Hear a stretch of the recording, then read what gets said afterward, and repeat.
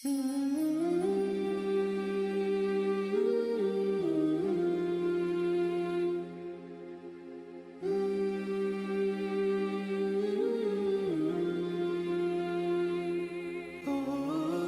الحمد للہ رب العالمین والعاقبۃ للمتقین والصلاة والسلام علی سید الانبیاء والمرسلین نبینا محمد وعلی آلہ واصحابہ ومن تبعہم بإحسان الی یوم الدین۔ الحمد للہ الذی ہدانا لہذا وما كنا لنہتدی لولا ان ہدانا اللہ۔ رب اشرح لی صدری ویسر لی امری واحلل عقدۃ من لسانی یفقہوا قولی۔ اللہم انفعنا بما علمتنا وعلمنا ما ينفعنا وزدنا علما۔ اللہ تعالیٰ کے فضل و احسان سے آج ایک مرتبہ پھر ہم اللہ رب العزت کی کتاب کی تعلیم و تعلم کے لیے جمع ہیں، اس دعا کے ساتھ کہ اللہ تعالیٰ ہمارا بیٹھنا قبول فرمائے اور ہمیں علم نافع عطا فرمائے اور اپنی کتاب کے ساتھ جڑنے کے جو تقاضے ہیں وہ پورے کرنے کی توفیق عطا فرما کر ہمیں اہل القرآن اہل اللہ و خاصتہ کا غماز بنائے۔ سورہ فاتحہ کا آغاز ہو چکا ہے اور بسم اللہ الرحمن الرحیم اور الحمدللہ اس سے متعلق ہماری گفتگو تقریباً مکمل ہو چکی ہے۔ الحمدللہ کے فضائل میں اور الحمدللہ کی معانی اور تفصیل میں جو گہرائی ہے اس پر ہم نے گزشتہ سیشن میں کافی تفصیل کے ساتھ بات کی تھی۔ یہ ایک ایسا جملہ ہے جس کی وجہ سے یا جس کے ذریعے سے اللہ تعالیٰ نے اپنی کتاب کا آغاز کیا ہے، تو قرآن مجید کا آغاز الحمدللہ سے ہے، اور اسی طرح رسول اللہ صلی اللہ علیہ وسلم کی سنت کے مطابق آپ جو بھی اچھا کام ختم کرتے تو اس کے آخر میں الحمدللہ پر کہتے۔ جیسے کھانا کھایا ہے تو اس کے بعد آپ صلی اللہ علیہ وسلم الحمدللہ الذی اطعم وسقى وصوغ وجعل له مخرجا، یا الحمدللہ الذی اطعمنی وسقانی وجعلنی من المسلمین، یا الحمدللہ الذی اطعمنی هذا الطعام ورزقنیہ من غیر حول منی ولا قوہ۔ یعنی یہ ساری دعائیں ان میں سے کوئی دعائیں پڑھا کرتے تھے۔ اسی طرح جاگنے کے بعد آپ صلی اللہ علیہ وسلم دعا پڑھتے الحمدللہ الذی احیانا بعدما اماتنا والیہ النشور۔ اور یہی معاملہ انسان کے ساتھ، مومن بندے کے ساتھ اس وقت ہوگا جب وہ قیامت کے روز قبر سے اٹھایا جائے گا۔ قرآن مجید میں اللہ تعالیٰ نے فرمایا یوم یدعوکم فتستجیبون بحمدہ، جس دن اللہ تمہیں پکارے گا اور تم قبروں سے اٹھ کر اس کی پکار کا جواب دو گے، بحمدہ، اس کی حمد کے ساتھ۔ اسی طرح جب جنت میں داخل ہو جائیں گے تو اہل ایمان یہ کہیں گے وقالوا الحمدللہ الذی ہدانا لہذا وما كنا لنہتدی لولا ان ہدانا اللہ، کہ تمام تعریفیں اس اللہ کے لیے ہیں جس نے ہمیں اس کی ہدایت عطا فرمائی اور ہم ہرگز ہدایت حاصل کرنے والے نہ تھے اگر اللہ تعالیٰ ہمیں ہدایت نہ عطا فرماتے۔ جنتیوں کی آپس میں جو گفتگو ہوگی اس کا اختتام بھی اسی الحمدللہ پر ہوگا۔ دعواہم فیہا سبحانک اللہم وتحیتہم فیہا سلام وآخر دعواہم عن الحمدللہ رب العالمین۔ تو یہ الحمدللہ رب العالمین جو انسان یہاں سے اس کے ساتھ تعلق جوڑتا ہے، جنت میں داخل ہو جانے کے بعد، آپس میں ملاقاتوں کے بعد یہ جملہ زبان پر جاری اور ساری رہے گا کہ الحمدللہ رب العالمین۔ اب الحمدللہ کے بعد جیسے پہلے بیان کیا تھا کہ اللہ تعالیٰ نے الحمدللہ کہ تمام تعریفیں اللہ کے لیے ہیں، تو کیوں ہیں؟ اپنی 4 صفات یہاں پر نقل فرمائی، 4 باتیں بتلائی ہیں کہ جو اس دعوے کی تصدیق کرتی ہیں کہ تمام تعریفیں صرف اللہ کے لیے۔ پہلی بات رب العالمین، کہ وہ جہانوں کا رب ہے۔ رب کا معنی ہم اردو میں بھی رب کا لفظ استعمال کرتے ہیں۔ العالمین عالم کی جمع ہے، یہ عالم نہیں ہے، عالم ہے۔ عالم جہان کو کہتے ہیں، عالم جو علم رکھتا ہو، تو لام کے اوپر زبر ہے۔ الحمدللہ رب العالمین، تمام تعریفیں اس اللہ کے لیے ہیں جو رب العالمین ہے۔ رب کسے کہتے ہیں؟ رب کا معنی میں بہت ساری وسعت ہے۔ رب اس کو کہتے ہیں جو سردار ہو، جس کی اطاعت ہوتی ہو۔ قبیلے کا جو سردار ہوتا تھا اس کو بھی رب کہتے ہیں۔ اسی طرح رب کہتے ہیں جس کی ملکیت ہو، اسی لیے مال کے مالک کو عربی میں رب المال کہتے کہ وہ ملکیت والا ہے۔ اسی طرح نگہداشت کرنے والے، پالن ہار، جو کسی کو پالتا پوستا ہے، اس کو بھی رب کہتے۔ یہ سارے معانی رب العالمین کے لیے جب اللہ کی طرف اس کی نسبت ہو جاتی ہے درست، کہ اللہ رب العزت ہی سارے جہانوں کا سردار، اللہ رب العزت ہی مالک ہے، اللہ رب العزت ہی پالن ہار ہے، پرورش کرنے والا ہے، رزق دینے والا ہے، نفع نقصان کا مالک، تو رب وہ جس کے اندر یہ سارے معانی پائے جائیں۔ کوئی اور ذات ایسی نہیں ہے جو جہانوں کے لیے رب کی حیثیت رکھتی ہو۔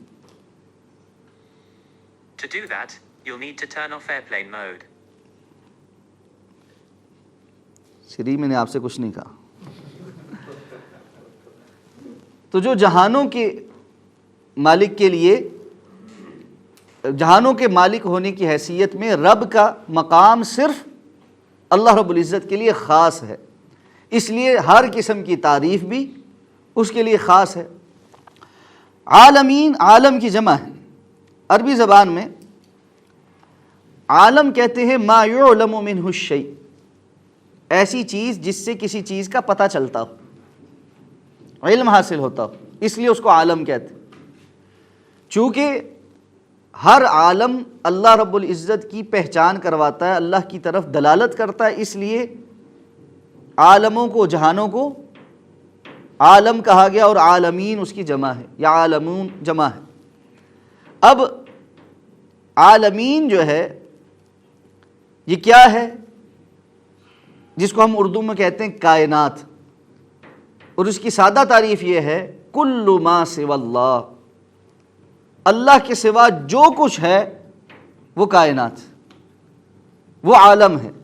اور ہر مخلوق کا علیحدہ سے عالم، انسانوں کا ایک عالم، جنات کا ایک عالم ہے، پرندوں کا علیحدہ عالم ہے، جو رینگنے والے ہیں ان کا علیحدہ عالم ہے، جو چار ٹانگوں پر چلنے والے ان کا علیحدہ عالم ہے، یعنی جانوروں کے اندر بھی پھر کیٹیگریز ہیں۔ اسی طرح فرشتوں کا علیحدہ عالم ہے، وَمَا يَعْلَمُ جُنُودَ رَبِّكَ إِلَّا هُوَ، اور اللہ رب العزت کے جو لشکر ہیں وہ اللہ کے سوا کوئی نہیں جانتا کتنے ہیں۔ تو کتنے جہان ہیں، کہاں ہیں، کس کس کیفیت میں ہیں، ہر ایک جہان کا وہ رب ہے، ہر ایک جہان کا وہ سردار بھی ہے، مالک بھی ہے، تصرف بھی کرتا ہے، ان کا پالن ہار بھی ہے، ان کو رزق بھی دیتا ہے۔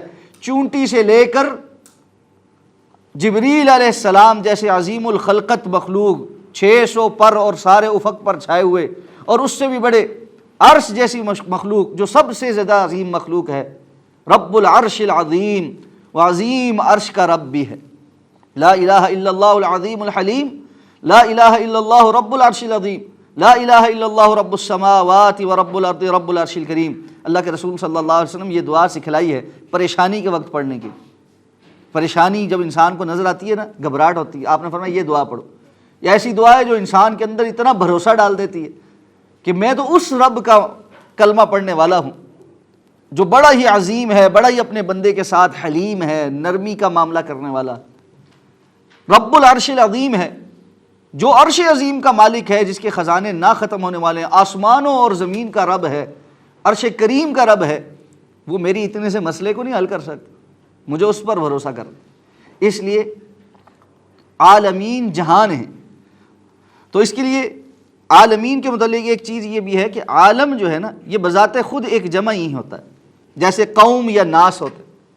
قوم ایک گروہ کا نام ہے نا، وہ اپنے اندر ایک جمع رکھتا ہے معنی کے اندر، اور اسی طرح ناس لوگ، تو عالم بھی اسی طرح ہے، اور عالمین پھر بہت سارے جہان۔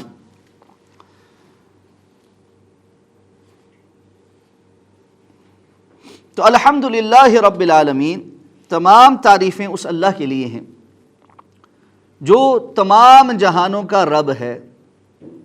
اب اس میں کوئی جہان رہ نہیں گیا، سارے کے سارے جہان، جتنے جہان ہیں وہ سارے کے سارے اللہ رب العزت کی ملکیت، اللہ کی تصرف، اور اللہ ہی ان کا پالن ہار اور ان کا سردار اور اللہ رب العزت ہی ان کا پیدا کرنے والا۔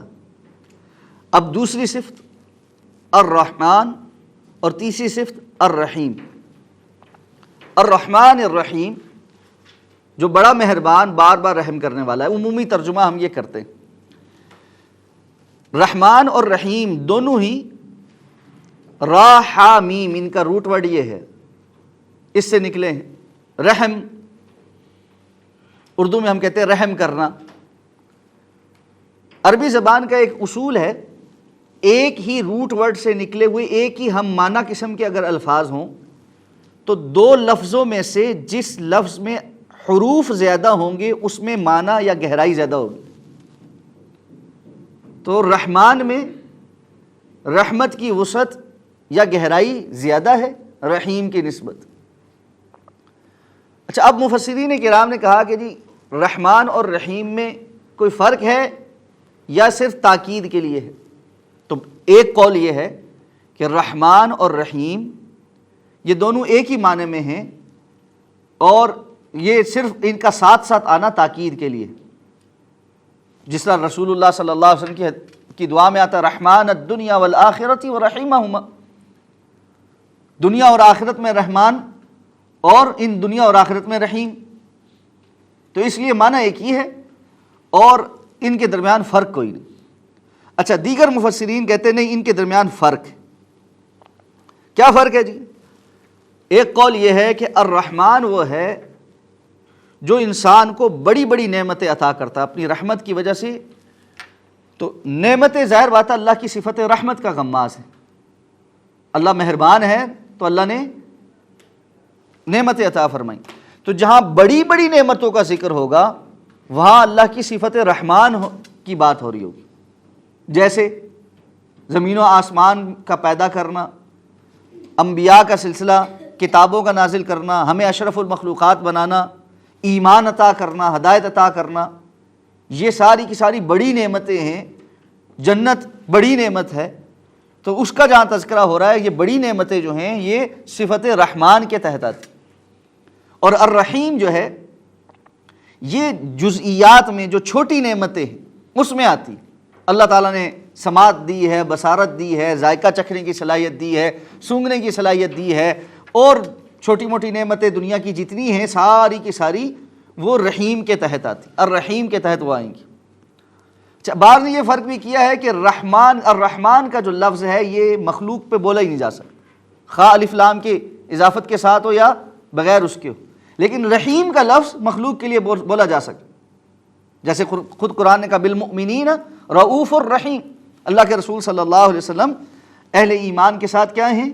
بڑے نرم خو اور ان کے ساتھ رحمت کا معاملہ کرنے والے، لیکن رحمان نہیں کہا اللہ رب العزت نے کسی جگہ۔ اچھا، ایک اور فرق یہ ہے کہ الرحمن جو ہے اس کے متعلق کہا کہ جی وہ صفت رحمت ہے جو ہر کسی کے لیے عام ہے، اس میں کافر بھی ہے مسلمان بھی ہے، صرف اور صرف مسلمانوں کے لیے نہیں ہے۔ تو جہاں اللہ کی ایسی رحمت، جیسے اللہ کی بارشیں نازل ہوتی، اللہ رب العزت رزق عطا فرماتا ہے، صحت عطا فرماتا ہے، تو اللہ نے کافروں کو بھی دے رکھی ہے اور مسلمانوں کو بھی دے رکھی۔ لیکن جہاں پر ان نعمتوں کی بات ہوگی جو صرف مسلمانوں پر اللہ نے کی ہیں، ایمان ہے، ہدایت ہے، جنت ہے، تو وہاں پر صفت رحیم ہے۔ اسی طرح ایک اور فرق یہ ہے کہ بعض مفسرین نے کہا ہے کہ الرحمن وہ ہے جو دنیا میں سب پر رحمت کرنے والا ہے، اور الرحیم وہ ہے جو صرف آخرت میں مومنوں پر رحمت کرے گا۔ پہلے اور اس میں فرق یہ ہے کہ دونوں معنی دنیا کے لیے، دونوں یعنی الرحمن دنیا میں کافروں اور مسلمانوں پہ دونوں قسم کی، ہر قسم کی نعمت کرنے والا، اور الرحیم جو صرف دنیا میں مسلمانوں پر جو نعمتیں ہوتی ہیں وہ صفت جو ہے وہ رحیم کے تحت آتی۔ لیکن دوسری میں کیا فرق ہے کہ الرحمن جو دنیا کے اندر جو ہے وہ نعمتیں کر رہا ہے، رحمت کر رہا ہے، اور الرحیم وہ ہے جو آخرت میں صرف مسلمانوں پر، اہل ایمان پر رحمت فرمائے گا۔ اچھا، اس میں جو ہے نا شیخ عبدالسلام، محمد بن عبدالسلام بھٹوی جو ہے نا وہ کہتے ہیں کہ بہت ساری تفاسیر میں بہت ساری تفصیل پڑھنے کے بعد جو بات مجھے لگتی ہے اور وہ بڑی جامع بات کہ وہ الرحمن اور الرحیم کے درمیان ایک فرق ہے۔ وہ کہتے ہیں جی الرحمن جو ہے یہ اعلیٰ وزن فعلان ہے، عربی زبان کا جو صیغہ ہے فعلان اس پر ہے۔ یہ جو لفظ فعلان کا جو وزن ہوتا ہے نا، چیز جو دلالت ہوتی ہے وہ کسی چیز کی کثرت پر ہوتی ہے۔ تو رحمان، جہاں ہم رحمان کی بات کریں گے وہاں رحمت کی کثرت کی بات ہو رہی ہے، بہت مہربان، بڑا مہربان۔ لیکن فعلان کے اندر ایک بات پائی جاتی ہے کہ اس میں ہمیشگی نہیں ہوتی۔ کیسے؟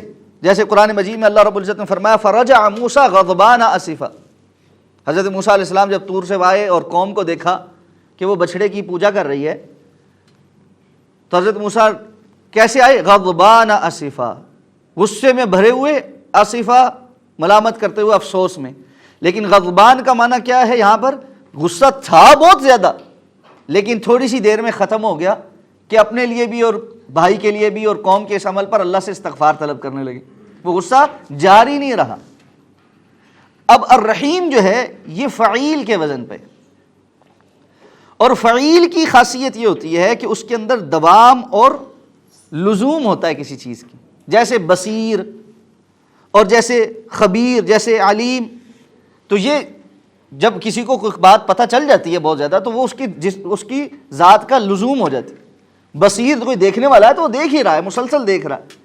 تو اسی طرح رحیم کے اندر جب رحمت کی بات ہو رہی ہے تو یہ رحمت نہ ختم ہونے والی۔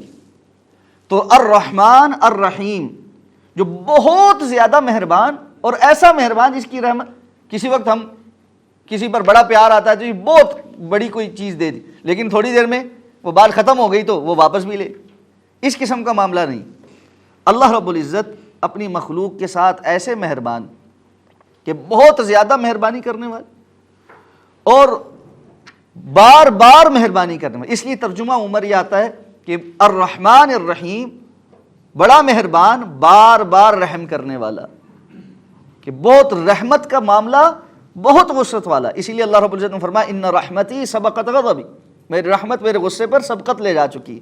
اور اس میں ایک بڑی عظیم حدیث ہے کہ رسول اللہ صلی اللہ علیہ وسلم کی حدیث مبارکہ ہے، حضرت ابو ہریرہ رضی اللہ تعالیٰ عنہ فرماتے ہیں کہ اللہ کے رسول صلی اللہ علیہ وسلم نے فرمایا کہ اللہ کی رحمت کے 100 حصے اور اس میں سے اللہ تعالیٰ نے صرف ایک حصہ اپنی مخلوق میں اتارا، جس ایک حصے کی وجہ سے تمام مخلوقات محبت کرتی، حتیٰ کہ آپ نے فرمایا جو وحشی جانور ہیں وہ بھی اپنی اولاد کے ساتھ نرمی کا معاملہ کرتے ہیں۔ اور قیامت کے دن اللہ تعالیٰ نے وہ جو 99 رحمتیں اپنے پاس رکھی ہیں ان کے ساتھ اپنے بندوں کے ساتھ معاملہ فرمانا ہے۔ اللہ اکبر۔ اور جو بندہ ان 99 رحمتوں کے موجودگی میں بھی اللہ کو غضبناک کر دے، اس کے خسارے اور اس کے ظلم اور اس کے گناہوں کی پھر کوئی انتہا نہیں ہوگی۔ ام المومنین حضرت عائشہ صدیقہ رضی اللہ تعالیٰ عنہ فرماتی تھی نا کہ اس سے بڑھ کر کون بندہ بدبخت ہوگا کہ جس کی اکائیاں ایک ایک کر کے لکھے جانے والے گناہ اس کی دہائیوں سے بڑھ جائیں، کہ 10 کر کے لکھی جانے والی نیکیاں وہ پیچھے رہ جائیں اور ایک ایک کر کے لکھے جانے والے گناہ بڑھ جائیں، اور اس کیفیت میں بندہ اللہ کے پاس پہنچے کہ وہ رحمان الرحیم ہونے کے باوجود یہ فیصلہ فرمائے کہ اس کی بخشش نہیں ہونی۔ اور بعض وہ لوگ جو بڑے بدبخت ہیں جن کے متعلق اللہ کے رسول صلی اللہ علیہ وسلم نے فرمایا اللہ تعالیٰ جن کی بخشش بھی نہیں کریں گے، جن کی طرف نظر رحمت سے دیکھیں گے بھی نہیں، اور جن سے ہم کلام بھی نہیں ہوں گے، بڑی سخت وعید۔ ان میں سے ایک شخص وہ ہے جو تکبر کے ساتھ اپنا کپڑا ٹخنے سے نیچے لٹکاتا، اور ایک وہ ہے جو دیوس ہے۔ پوچھا کہ دیوس کون ہوتا ہے؟ آپ نے فرمایا جو اپنے گھر والوں کے متعلق غیرت نہیں رکھتا، بے حیائی قبول کرتا اس۔ یہ ایسے گناہ ہیں کہ اللہ رب العزت کی صفت رحمت اپنے جوبن پر ہونے کے باوجود 99 رحمتیں جو اللہ نے اپنے پاس سنبھال کر رکھی ہیں ان کے ساتھ اپنی مخلوق کے ساتھ معاملہ فرمانے کے باوجود اللہ تعالیٰ نے ایسے شخص کی طرف رحمت کی نظر سے دیکھنا بھی نہیں، اس سے ہم کلام بھی نہیں ہونا، اس کو پاک بھی نہیں کرنا۔ بہت سخت وعید۔ اللہ تعالیٰ ہم سب کو محفوظ فرمائے۔ تو اب الحمدللہ تمام تعریفیں اللہ کے لیے ہیں، رب العالمین جو جہانوں کا رب ہے، اور جہانوں کا رب ہوتے ہوئے کیسا ہے؟ الرحمن الرحیم، جو بڑا ہی مہربان، بار بار رحم کرنے والا ہے، اپنی مخلوق کی تمام تر کوتاہیوں، کمیوں اور حق تلفیوں کے باوجود وہ ان کو کھلاتا ہے، پلاتا ہے، رزق دیتا ہے، اور پھر مہلت عطا فرماتا ہے، ان کی ہدایت کا انتظام کرتا ہے، انبیاء کو بھیجتا ہے، کتابیں نازل فرماتا ہے، مختلف اوقات میں ان کے لیے ہدایت کے مختلف ذرائع پیدا فرماتا ہے، اور نعمتیں عطا کرتے ہوئے پکڑ جلدی نہیں کرتا۔ تو الرحمن الرحیم، جس کی رحمتیں بے تحاشا اور ہمیشہ رہنے والی ہیں۔ ایسا کوئی ہے؟ اگر کوئی اور ہو تو اس کے لیے پھر تمام تعریفیں ہوں۔ اب کیا ہے؟ مالک یوم الدین، مالک، اور اس کی ایک اور جو قرات ہے وہ ہے ملک، مالک یوم الدین، ملک یوم الدین۔ مالک اردو میں بھی ہم کہتے ہیں مالک ہے، ملک بادشاہ، اور دونوں ہی قراتیں اللہ کے رسول صلی اللہ علیہ وسلم سے ثابت ہیں۔ تو اللہ تعالیٰ قیامت کے دن کے مالک بھی ہیں اور ملک بھی ہیں۔ یوم دن کو کہتے ہیں، الدین یہ دانا یدینو سے مصدر ہے، دانا یدینو بدلہ دینا، جزا دینا، حساب کرنا۔ اسی لیے ہم کہتے ہیں نا لین دین کے معاملات، یہ جو دین ہوتا ہے اس کو بھی یہی لفظ ہے، حساب جو ہمارا آپس میں رہتا ہے، ٹھیک ہے۔ تو مالک یوم الدین، وہ مالک ہے اس روز کا جو وہ حساب کا دن ہے، جو بدلے کا دن ہے، جو جزا کا دن۔ قرآن مجید میں جا بجا اللہ رب العزت نے جب اس بات کا تذکرہ کیا ہے کہ اللہ تعالیٰ حساب لیں گے، ان الینا ایابہم ثم ان علینا حسابہم، اور تاکہ ہم اللہ تعالیٰ سچے لوگوں کو ان کی جزا دیں اور جھوٹوں کو ان کی سزا دیں، اور جہاں پر کہا کہ تاکہ عمل ایمان اور عمل صالح کر کے آنے والوں کو اللہ تعالیٰ بدلہ عطا فرمائے، اور اس کے مقابلے میں برے کام کر کے آنے والوں کو اللہ رب العزت سزا دیں۔ یہ ساری کی سارے اس مفہوم کی آیات یہ مالک یوم الدین کے تحت، کہ وہ بدلے کے دن کا مالک ہے، اس کی صفت رحمت ہے، بے تحاشا ہے، بے پناہ ہے، لیکن اس کے ساتھ ساتھ اس کی ایک صفت عدل بھی ہے، اور قیامت کا روز اس نے عدل کرنے، انصاف کے تقاضے پورے کرنے کے لیے بنایا۔ اس نے دنیا کا ایک نظام بنایا ہے، رب العالمین ہے، اس نظام میں ہمیں ڈالا ہے، سارا کچھ ہمیں معلوم ہے۔ اب کوئی اس نظام میں اپنی مرضی سے نہیں آیا، اللہ کے حکم سے آیا۔ تو اگر اس نظام کے اندر کسی کے ساتھ ظلم ہو جائے اور اس کے اس ظلم کی تلافی نہ ہو تو سوال کس پر اٹھتا ہے؟ رب کائنات پر، کہ اس نے ہمیں بھیجا، ہم کو سا خود آئے۔ اس لیے رب کائنات نے اس دنیا کی زندگی کے حوالے سے انصاف کے تقاضے پورے کرنے کے لیے، عدل قائم کرنے کے لیے قیامت کا روز رکھا۔ دنیا میں اگر کسی کے ساتھ کوئی ظلم ہو جائے، اس کو انصاف مل بھی جائے تو 100% نہیں ہوتا۔ اگر قاتل کو پھانسی چڑھا دیا جائے تو مقتول واپس تو نہیں آئے گا، چور کا ہاتھ کاٹ دیا جائے اور وہ مال نہ ملے تو جس کا مال ضائع ہوا ہے اس تک تو کچھ نہیں پہنچے۔ اس لیے سزائیں بعض چیزوں کو روکنے کا ایک ذریعہ ہیں، لیکن حقیقی مداوا نہیں۔ قیامت کا روز عدل و انصاف کے معاملے میں حقیقی مداوا ہے۔ اس لیے مومن جو ہے وہ اپنی زندگی میں اس معاملے میں بڑا واضح اور کلیئر ہوتا ہے کہ اگر اس کے ساتھ کوئی زیادتی ہو گئی، کوئی کمی رہ گئی، تو ایک حد سے زیادہ پریشان نہیں ہوتا۔ اس لیے کہ اس کو پتہ ہے کہ میں نے اپنے رب کے سامنے پیش ہونا ہے، اور وہاں پر مجھے جو کمپنسیشن ملنی ہے وہ کمپنسیشن مجھے دنیا میں نہیں مل سکتی۔ اور اسی بات پر اہل ایمان ہمیشہ رب کائنات کے ساتھ تجارت کرتے، ان اللہ اشتری من المؤمنین انفسهم واموالهم بان لهم الجنہ۔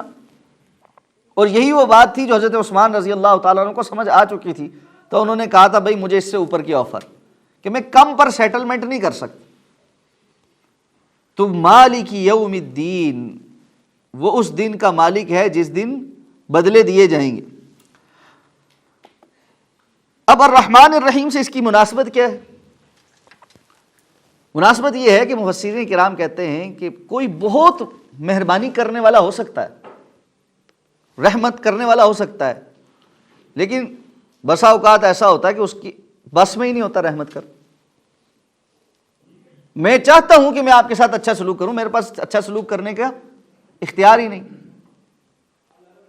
اچھا اختیار آ جائے، کوئی بادشاہ ہو جو کسی پر رحمت کر سکے، اس کے اوپر کسی اور کا انفلوئنس آ جاتا، کوئی اور چیز آڑے آ جاتی، تو وہ چاہتے ہوئے بھی، اختیار ہوتے ہوئے بھی بسا اوقات وہ کام نہیں کر سکتا۔ اس لیے اللہ رب العزت مالک یوم الدین بھی ہے اور ملک یوم الدین بھی ہے، اور اس کا پورا پورا اختیار ہے، وہ رحمت کرنا کرے گا قیامت کے روز جیسی، تو جس پر کرنا چاہے گا کوئی روک نہیں سکے گا۔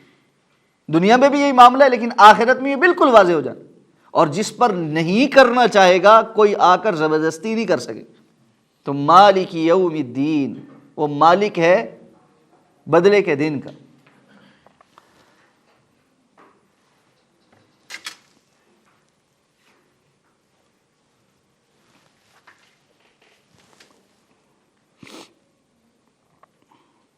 جب بندہ یہ بات کہہ لیتا ہے، تو ہم نے پچھلی دفعہ یہ حدیث پڑھی تھی کہ جب بندہ کہتا ہے مالک یوم الدین، تو اللہ تعالیٰ فرماتے ہیں مجدنی عبدی، میرے بندے نے میری بزرگی بیان کی، بڑائی بیان کی۔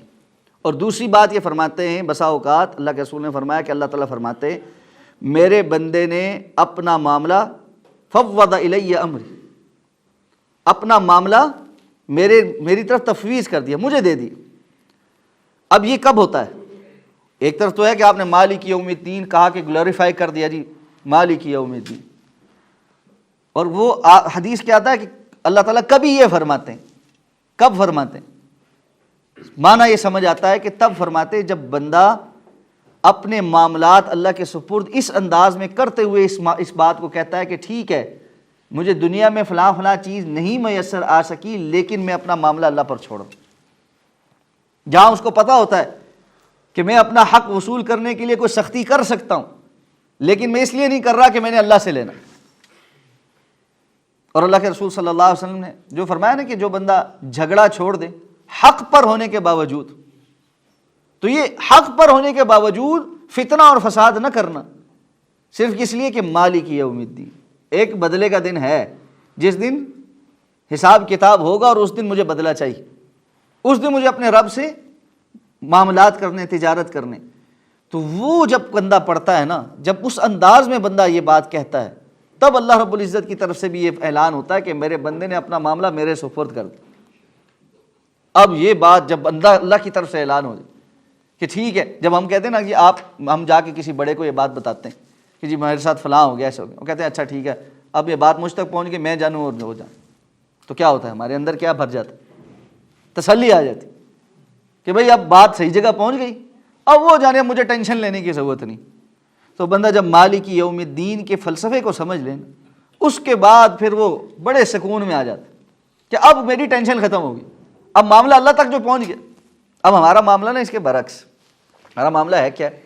ہم دنیا جہان کے پیچھے چلتے چلتے سب کچھ کرتے، ہر طرح کی جائز ناجائز ذرائع استعمال کرنے کے بعد جب بالکل پھنس جاتے ہیں نا، کہیں سے ہمیں کوئی لفٹ نہیں ملتی، تب ہم کیا کہتے ہیں؟ ہمارا کون ہے جی اللہ کے سوا، ہمارا تو پھر اللہ ہی ہے۔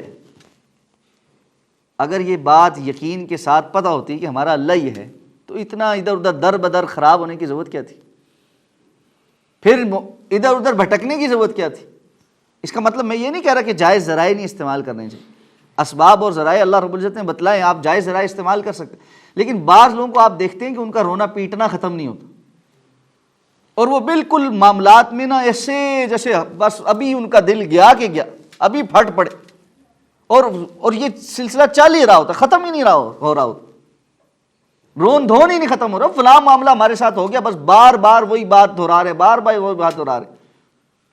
بڑے معروف ایک وکیل ہیں اور بڑے معروف اینکر بھی ہیں، میں نام نہیں لے رہا کیونکہ ریکارڈنگ بھی ہوتی ہے اور سارا کچھ ہوتا ہے، ان کا ایک پروگرام میں دیکھ رہا تھا تو وہ کہنے لگے کہ جی چیزیں جو ہے نا وہ اپنے اندر سے جاندی کرنی چاہیے، چھوڑ دینی چاہیے۔ کہنے لگے میری جو ہے نا جو والدہ تھی نا، جب وہ فوت ہو رہی تھی، غالباً والدہ کا ہی انہوں نے کہا کہ وہ بس ان کی نا زبان پر یہی تھا، بزرگ تھیں اور میری ساس نے میرا چنگا نہیں کیا تھا، وہ ساس کب کی مر گئی، آپ نے بھی زندگی گزار لی، سارے معاملات ہو گئے، اب چونکہ ساری زندگی ایک رونا رویا تھا تو آخری لمحات میں بھی بس زبان پہ وہی چل رہا ہے، میری ساس نے میرا چنگا نہیں کیا تھا۔ یہ جو رونے ہیں نا زندگی کے، یہ انسان کے ایمان کو بھی کھوکھلا کر دیتے ہیں اور اس کی شخصیت کو بھی بدنما بنا دیتے ہیں۔ صبر ایمان کا بھی تقاضا ہے اور انسان کی شخصیت کو بھی مضبوط کر دے، اور صبر یہ نہیں ہے کہ انسان کہے کہ جی میں نے بس رو دھونے کے بعد اب مجھے صبر آ گیا، اب کیونکہ آنسو ہی نہیں نکلتے، اب کتنا ایک پیٹ لے، اب سننے والے بھی کتنا ایک سنیں، تو اس کے بعد کیا ہے جی مجھے صبر آ گیا۔ اللہ کے رسول نے فرمایا تھا الصبر عند الصدمۃ الاولی، صبر تو جس وقت تکلیف پہنچی اسی وقت کرنے کا نام ہے۔ زبان پر کنٹرول رکھنا، جذبات پر کنٹرول رکھنا، آنکھوں سے آنسو جاری ہو جاتے ہیں، دل غمگین ہوتا ہے، پریشان ہوتا ہے۔ اچھا جب ہم یہ بات کرتے ہیں اکثر یہ سوال ہوتا ہے جی جذبات کنٹرول نہیں ہو رہے ہوتے، بھائی اگر جذبات کنٹرول ہو رہے ہوں تو صبر کس بات کا ہے؟ دکھ بڑا ہے جی، دکھ ہے تو صبر ہے، اگر دکھ نہیں ہے تو پھر تو آپ کو شکر ہے نا، پھر تو تکلیف نہیں ہے تو پھر تو الحمدللہ ہے۔ صبر کس بات پر ہے؟ صبر تو دکھ پر ہے، تکلیف پر ہے، پریشانی پر ہے، جہاں نہیں صبر برداشت ہو رہا وہاں پر برداشت کرنے کا نام۔ اس لیے مالک یوم الدین کا فلسفہ سمجھنا بڑا ضروری کہ ہمارا ایمان اللہ رب العزت پر ہے جو رحمان الرحیم ہے، مالک یوم الدین ہے، قیامت کا دن قائم ہونا ہے، وہاں پر انصاف کے تقاضے پورے ہونے، اور مجھے وہاں بے تحاشا ملنا ہے، اور اتنا ملنا ہے کہ انسان وہاں تمنا کرے گا کاش دنیا میں نہ ملا ہوتا۔ سوال کہ دل کی کیفیت اس دو بندوں کے بیچ میں ایسا معاملہ ہوتا ہے اور اس کے بعد بندہ اللہ تعالیٰ کی خاطر وہ کہتا ہے کہ میں نے نا اس پہ جھگڑا نہیں کیا، کچھ لیٹ گو کمپلیٹلی کر دی، لیکن اگر اس کے دل میں اس شخص سے ریلیٹڈ کوئی ایسی چیز آئے کہ یار بعد میں اس سے معاملہ نہ رکھوں یا کوئی ہو، یا تو وہ بھی کمپلیٹلی ہونا چاہیے، مطلب بالکل کمپلیٹلی دل صاف ہونا چاہیے اس بندے سے بھی، یا پھر آپ کہہ سکتے ہیں کہ یار وہ ایک ایلیمنٹ رہ سکتا ہے؟ نہیں دیکھیں، جب آپ نے ایک بندے نے آپ کے ساتھ زیادتی کی، آپ نے اس زیادتی کا معاملہ اللہ پر چھوڑ دیا کہ میں نے اس سے اللہ رب العزت سے بدلہ لینا ہے، اللہ کے ہاں میں نے اجر لینا ہے، سارا کچھ کرنا ہے، ٹھیک ہے، تو یا قیامت کے دن میں انصاف لوں گا، ٹھیک ہے، تو پھر تو آپ نے دل میں کچھ تو رکھا ہوا ہے نا، ٹھیک ہے۔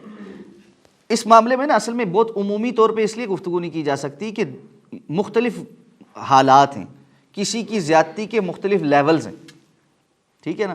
بعض لیولز ایسے ہوتے ہیں جہاں پر آپ کو دل میں بھی بات نہیں رکھیں، چھوٹی موٹی آپس میں جو تو تکار چھوٹی موٹی بات چیت ہو جاتی ہے، کسی نے کچھ کہہ دیا، تانا مار دیا، یہ کر دیا وہ کر دیا، اس کو آپ کو دل سے بھی نکال دینا چاہیے۔ اور اگر آپ کسی کے متعلق بھی جس نے بڑی زیادتی بھی کی ہے دل میں کچھ بھی نہ رکھیں اور بالکل دل آپ کا پاک صاف ہو، تو یہ تو اتنا بڑا عمل ہے کہ وہ صحابی جن کو اللہ کے رسول نے 3 دفعہ جنت کی بشارت دی تھی، اور عبداللہ ابن عمر گئے تھے چیک کرنے کہ یہ کیا کرتے ہیں، انہوں نے کہا بس رات سوتے ہوئے سب کے لیے دل صاف کر کے سوتا ہوں۔ تو یہ تو بہت ہی بڑا مقام، لیکن جو کم سے کم مقام ہے وہ یہ ہے کہ اگر آپ کسی سے ناراض بھی ہیں تو بہرحال آپ کو سلام دعا رکھنی۔ کیا آپ نے فرمایا کہ کسی مسلمان کے لیے جائز نہیں کہ وہ 3 دن سے زیادہ اپنے بھائی کو چھوڑے رکھے، تو ایک مناسب سلام دعا۔ ہاں آپ اس کے ساتھ نہیں گھلنا ملنا چاہتے، نہیں بہت زیادہ بیٹھنا چاہتے، نہیں مجلس برپا کرنا چاہتے، تو یہ ایک علیحدہ بات، کوئی بات نہیں۔ کوئی بندہ ہے جس نے آپ کے ساتھ دھوکہ کیا ہے، آپ اس کے ساتھ آئندہ معاملہ نہیں کرنا چاہتے، تو یہ جائز ہے، یہ کوئی مسئلہ نہیں۔ لیکن پھر اس معاملے میں آپ ایک ہے ساری کاروائیاں کر دیتے ہیں، سب کچھ کہہ دیتے ہیں، سب کچھ معاملات سیٹل کرتے ہیں اپنے سارا، تو وہ پھر قیامت کا دن نہیں ہے۔ آپ صبر کر کے اللہ رب العزت سے اس کا اجر چاہتے ہیں، پھر وہ قیامت کا دن ہے، اور اس کے لیے پھر دل میں ظاہر بات تو رہے گی۔ اب جب یہ چاروں صفات بیان ہو گئیں تو ان 4 صفات کا حامل کوئی اور ہے جس کے لیے تمام تعریفیں ہوں؟ تو لیس کمثلہ شیء وہو السمیع البصیر یہاں سمجھ آتا ہے۔ اب سب سے پہلے اللہ رب العزت کی تعریف، اللہ رب العزت کی تعریف کے ساتھ اللہ کی صفات، وَلِلَّهِ الْأَسْمَاءُ الْحُسْنَى فَادْعُوهُ بِهَا، قرآن مجید میں اللہ نے فرمایا اللہ کے بڑے خوبصورت نام ہیں، ان کے ذریعے سے اللہ سے مانگو، ٹھیک ہے۔ تو اب چونکہ آگے دعائیں آ رہی ہیں، اس سے پہلے یہ بات بھی سمجھ آ گئی کہ اللہ رب العزت کی تعریف ہوئی، پھر اس کے بعد اللہ رب العزت کے اسماء اور صفات جو ہے وہ اس کا تذکرہ ہوا، اور اس کی وجہ سے اللہ رب العزت کا ایک قرب حاصل ہو گیا۔ پھر کہا ایاک نعبد و ایاک نستعین، ایاک نعبد و ایاک نستعین، یہ صیغہ جو ہے نا یہ عام روٹین سے ہٹ کر ہے۔ ویسے سادہ ہوتا تو نعبد کا و نستعین ہو، ہم آپ کی عبادت کرتے ہیں اور آپ سے مدد مانگتے ہیں، لیکن ایاک اس صیغے کو پہلے لایا گیا ہے اور نعبد بعد میں آیا ہے، و ایاک پہلے ہے اور پھر نستعین بعد میں آیا ہے۔ تو یہ ہے کہ ہم صرف آپ کی عبادت کرتے ہیں اور ہم صرف آپ سے مدد طلب کرتے ہیں۔ نعبد ہم عبادت کرتے ہیں، و ایاک اور صرف آپ کی، نستعین ہم آپ استعانت طلب کرتے ہیں۔ ایک باریک نکتہ جو مفسرین نے یہاں پر بیان کیا ہے کہ پہلے جو باتیں بیان ہو رہی تھیں وہ سارے غائب کے صیغے کے ساتھ ہو رہی تھی۔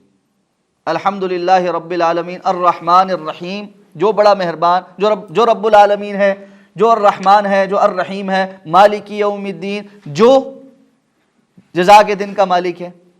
اب یہاں پر ایک دم سے صیغہ بدل گیا، ایاک مخاطب کا صیغہ۔ جب آپ مخاطب کا صیغہ استعمال کرتے ہیں، غائب کے مقابلے میں مخاطب کا صیغہ کیا ہوتا ہے؟ قریب ہوتا ہے نا۔ آپ میرے پاس ہیں تو میں آپ کو مخاطب کے صیغے سے بلاتا ہوں، اگر کسی اور کی بات کریں گے تو وہ دور ہوگا۔ تو مفسرین کہتے ہیں ایک دم سے غائب کے صیغے سے ایاک پر آ گئے، اس کا معنی یہ ہے اللہ کی تعریف بیان کرنے کی وجہ سے بندے کو اللہ کا اتنا قرب مل جاتا ہے کہ وہ مخاطب کے صیغے سے اللہ سے مخاطب ہوتا۔ تو الحمدللہ رب العالمین الرحمن الرحیم مالک یوم الدین، اس کا فلسفہ سمجھ کر یہ الفاظ جو بندہ کہتا ہے گویا اس کو اللہ رب العزت کی پوری توجہ حاصل ہو جاتی، اب اللہ اس کی طرف متوجہ ہے، اب اس کو اللہ کا قرب حاصل، اور اب یہ اللہ سے اپنی بات جو ہے وہ مطالبہ سامنے رکھ رہا ہے۔ دوسری بات جو سمجھ آتی ہے وہ یہ ہے کہ دعا یا کوئی مطالبہ رکھنے سے پہلے اللہ رب العزت کی تعریف بیان کرنا، اللہ کے اسماء اور صفات بیان کرنا۔ ایک صحابی آئے اور آ کر فوراً دعا مانگنی شروع کر دی، یا اللہ مجھے یہ ملے، آپ اللہ کے رسول نے فرمایا یہ اس نے جلدی کی ہے، اس کو چاہیے تھا پہلے اللہ کی تعریف بیان کرتا، پھر درود شریف پڑھتا، اور اس کے بعد اللہ تعالیٰ سے کچھ طلب کرتا۔ تو یہ دعا کے آداب ہیں جو اللہ نے اس سورہ فاتحہ میں ہی ہمیں سکھا دی کہ انسان اللہ کے نام سے شروع کرے، اللہ کی تعریف بیان کرے، اللہ کے اسماء اور صفات کا تذکرہ کرے، اور اس کے بعد اللہ کے سامنے کوئی مدعا رکھے۔ ایاک نعبد و ایاک نستعین، ابھی بھی مدعا نہیں آیا، ٹھیک ہے۔ مدعا یا دعا آنے سے پہلے ایک اور چیز کا اظہار ہوا ہے، وہ یہ ہے کہ ہاں یا اللہ ہم صرف آپ کی عبادت کرتے ہیں اور صرف آپ سے ہی مدد طلب کرتے ہیں۔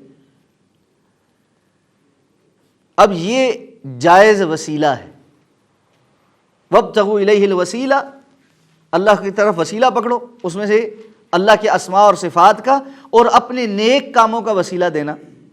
جو صحیح بخاری کی حدیث ہے، 3 بندے جو غار میں پھنسے تھے اور انہوں نے پھر اللہ کے سامنے اپنی ایک ایک نیکی رکھی۔ تو عبادت خالص اللہ کی عبادت، اور اس میں بھی خالص اللہ سے امیدیں رکھ کر اللہ سے مدد طلب کرنا، کسی اور کو اس میں شریک نہ کرنا، یہ 2 بنیادی اتنی اہم باتیں ہیں جن کو اللہ نے بندے کو سکھلایا ہے کہ ان کو میرے سامنے رکھ کر کچھ مانگو گے تو میں نہ نہیں کرنے والا۔ تو جو بندہ خالص اللہ کی عبادت کرنے والا ہے اس کو یہ بات سمجھ لینی چاہیے کہ اس کی زبان پر یہ لفظ کبھی نہیں آ سکتا کہ میری اللہ نہیں سنتا۔ جو اللہ سے مدد مانگنے والا ہے کسی اور سے مدد نہیں مانگتا، اس کو یہ سمجھ لینا چاہیے کہ وہ کبھی یہ بات نہیں کہہ سکتا کہ میری دعا قبول نہیں ہوتی۔ لوگ پوچھتے ہیں دعائیں قبول ہونے کا ذریعہ بتائیں، مستجاب الدعوات ہو جائیں ہم، یہ صیغہ، یہ نسخہ ہے کہ عبادت صرف اور صرف اللہ کی ہو جائے، امیدیں صرف اور صرف اللہ سے وابستہ ہو جائیں۔ جس بندے کے اندر یقینی طور پر یہ 2 باتیں آ جائیں وہ مستجاب الدعوات ہوتا ہے، اس کی دعا نہیں رد ہوتی۔ کیوں؟ یہاں پر اللہ رب العزت نے فرمایا نا ھذا بینی و بین عبدی ولعبدی ما سأل. اب اس نے ایک دعویٰ کیا ہے نا کہ میں صرف اور صرف اللہ کی عبادت کرتا ہوں اور اللہ کے سوا کسی کی سے مدد نہیں مانگتا، صرف اللہ سے ہی مدد مانگتا ہوں. تو یہ ایک دعویٰ ہے، اس لیے اللہ نے فرمایا ھذا بینی و بین عبدی، یہ میرے اور میرے بندے کے درمیان، ولعبدی ما سأل، اور میرے بندے کے لیے اب وہ سب ہے جو وہ سوال کرے. تو یہ دعویٰ ہے، اس دعوے کو اللہ کے سامنے پیش کرنا. یا اللہ ہم آپ کے ربنا اننا سمعنا منادیا ینادی للایمان ان آمنوا بربکم فآمنا، وہاں پر بھی اسی دعوے کو اللہ کے سامنے رکھا. ٹھیک ہے، اللہم انی عبدک وابن عبدک وابن امتک، یا اللہ میں تیرا بندہ ہوں، تیرے بندے کا بیٹا ہوں، تیری بندی کا بیٹا ہوں، یہ سارے ہماری نسل در نسل ہم تیری عبادت کرنے والے ہیں، تیرے متعلق میرے جو فیصلے ہیں میں ان پر راضی ہوں. یہ سارے کا سارا اظہار کیا ہے؟ دعا مانگنے سے پہلے اللہ کے سامنے کچھ رکھنا ہے کہ یا اللہ ان چیزوں کی لاج رکھتے ہوئے تو میری اس دعا کو قبول فرما.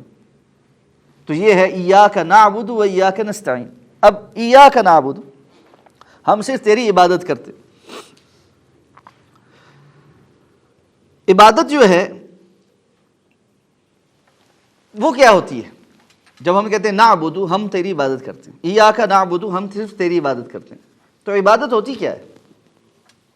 تو علماء نے لکھا ہے کہ کسی ذات کو غیبی طاقتوں کا مالک سمجھ کر اس سے بے انتہا درجے کی محبت اور اس کے ساتھ انتہا درجے کی عاجزی اختیار کرنا، یہ عبادت ہوتی.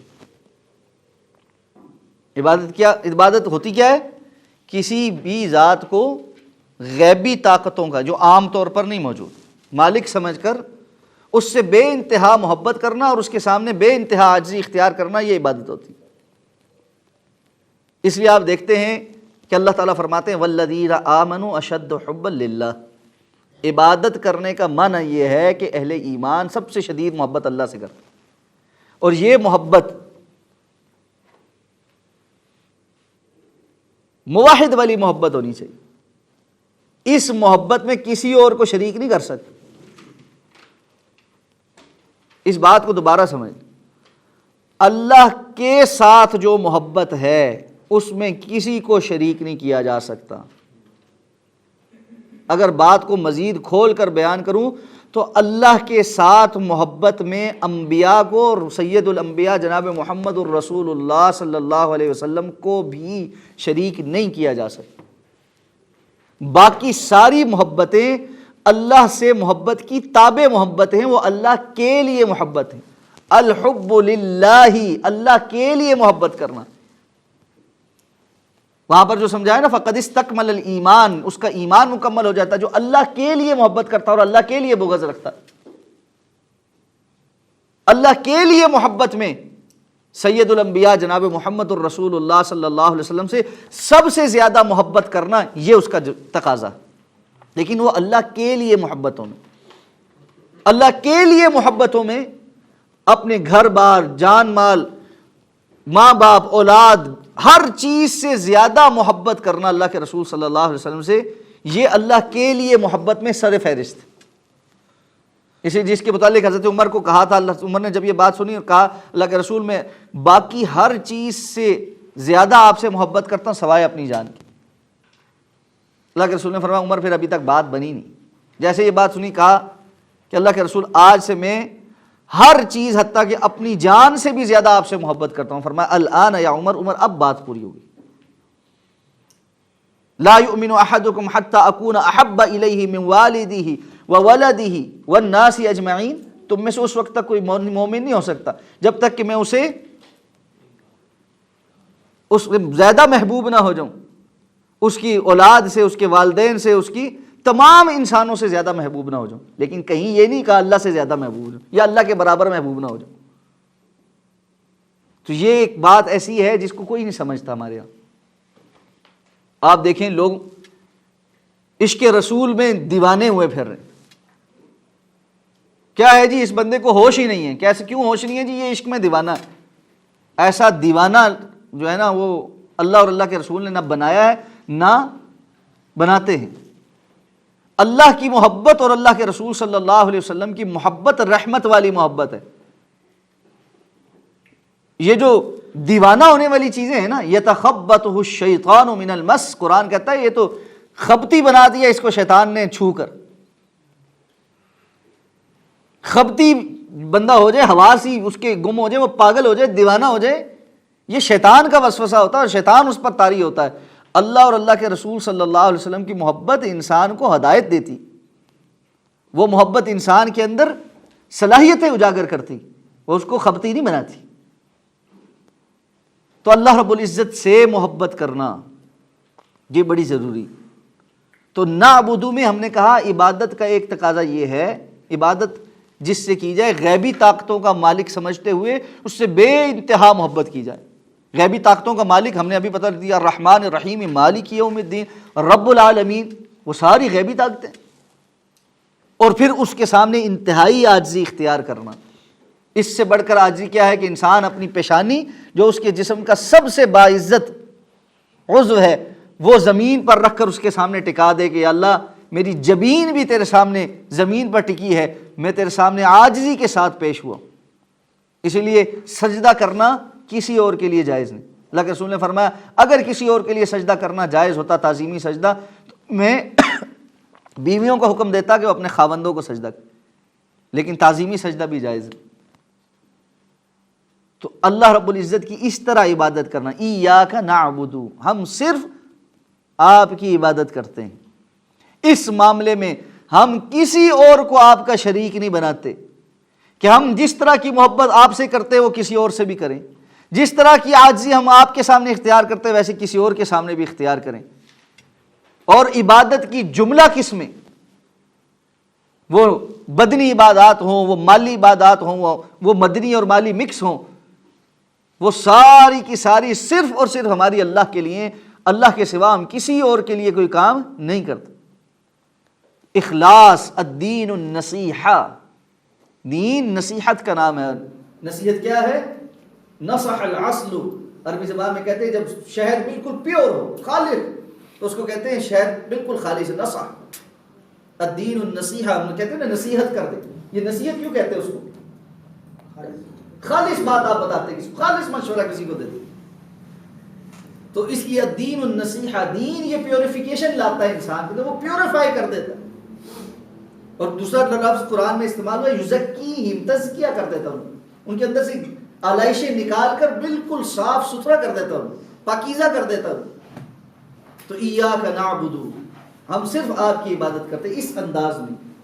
اور ایاک پہلے لا کر اس میں حصر پیدا کر دیا گیا کہ صرف آپ کی، جو ہے نا لا الہ الا اللہ، اس میں بھی یہی طرز ہے.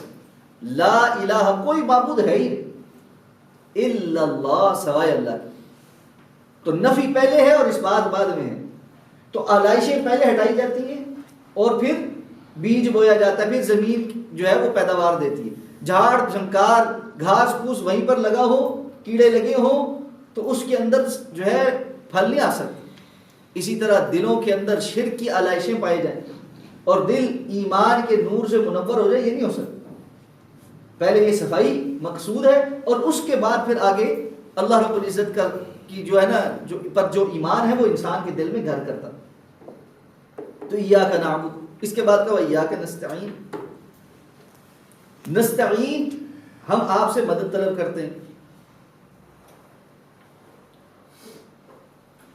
اب عبادت کا واسطہ اور وسیلہ دینے کے بعد ہم نے اللہ سے مدد طلب کی ہے. استعانت بھی عبادت کی قسموں میں سے ہی ہے، لیکن جب ہم نے اس بات کا دعویٰ کر دیا ہے کہ یا اللہ ہم صرف آپ کی عبادت کرتے ہیں، تو ہم اپنے اس دعوے میں اپنے طور پر تو پورے ہی نہیں پڑھ سکتے. انسان کی کیا بساط ہے کہ وہ اللہ رب العزت کی عبادت کرنے کا حق ادا کر سکے. اس کے لیے استعانت چاہیے، اس کے لیے مدد چاہیے. تو یا اللہ اس معاملے میں مدد بھی ہم صرف اور صرف آپ سے ہی طلب کرتے ہیں، کسی اور سے مدد کے طلبگار نہیں. استعانت عبادت کی میں داخل ہونے کے باوجود علیحدہ سے بیان کر دی گئی، اس لیے کہ مخلوق سب سے زیادہ پھنستی استعانت کے معاملے میں.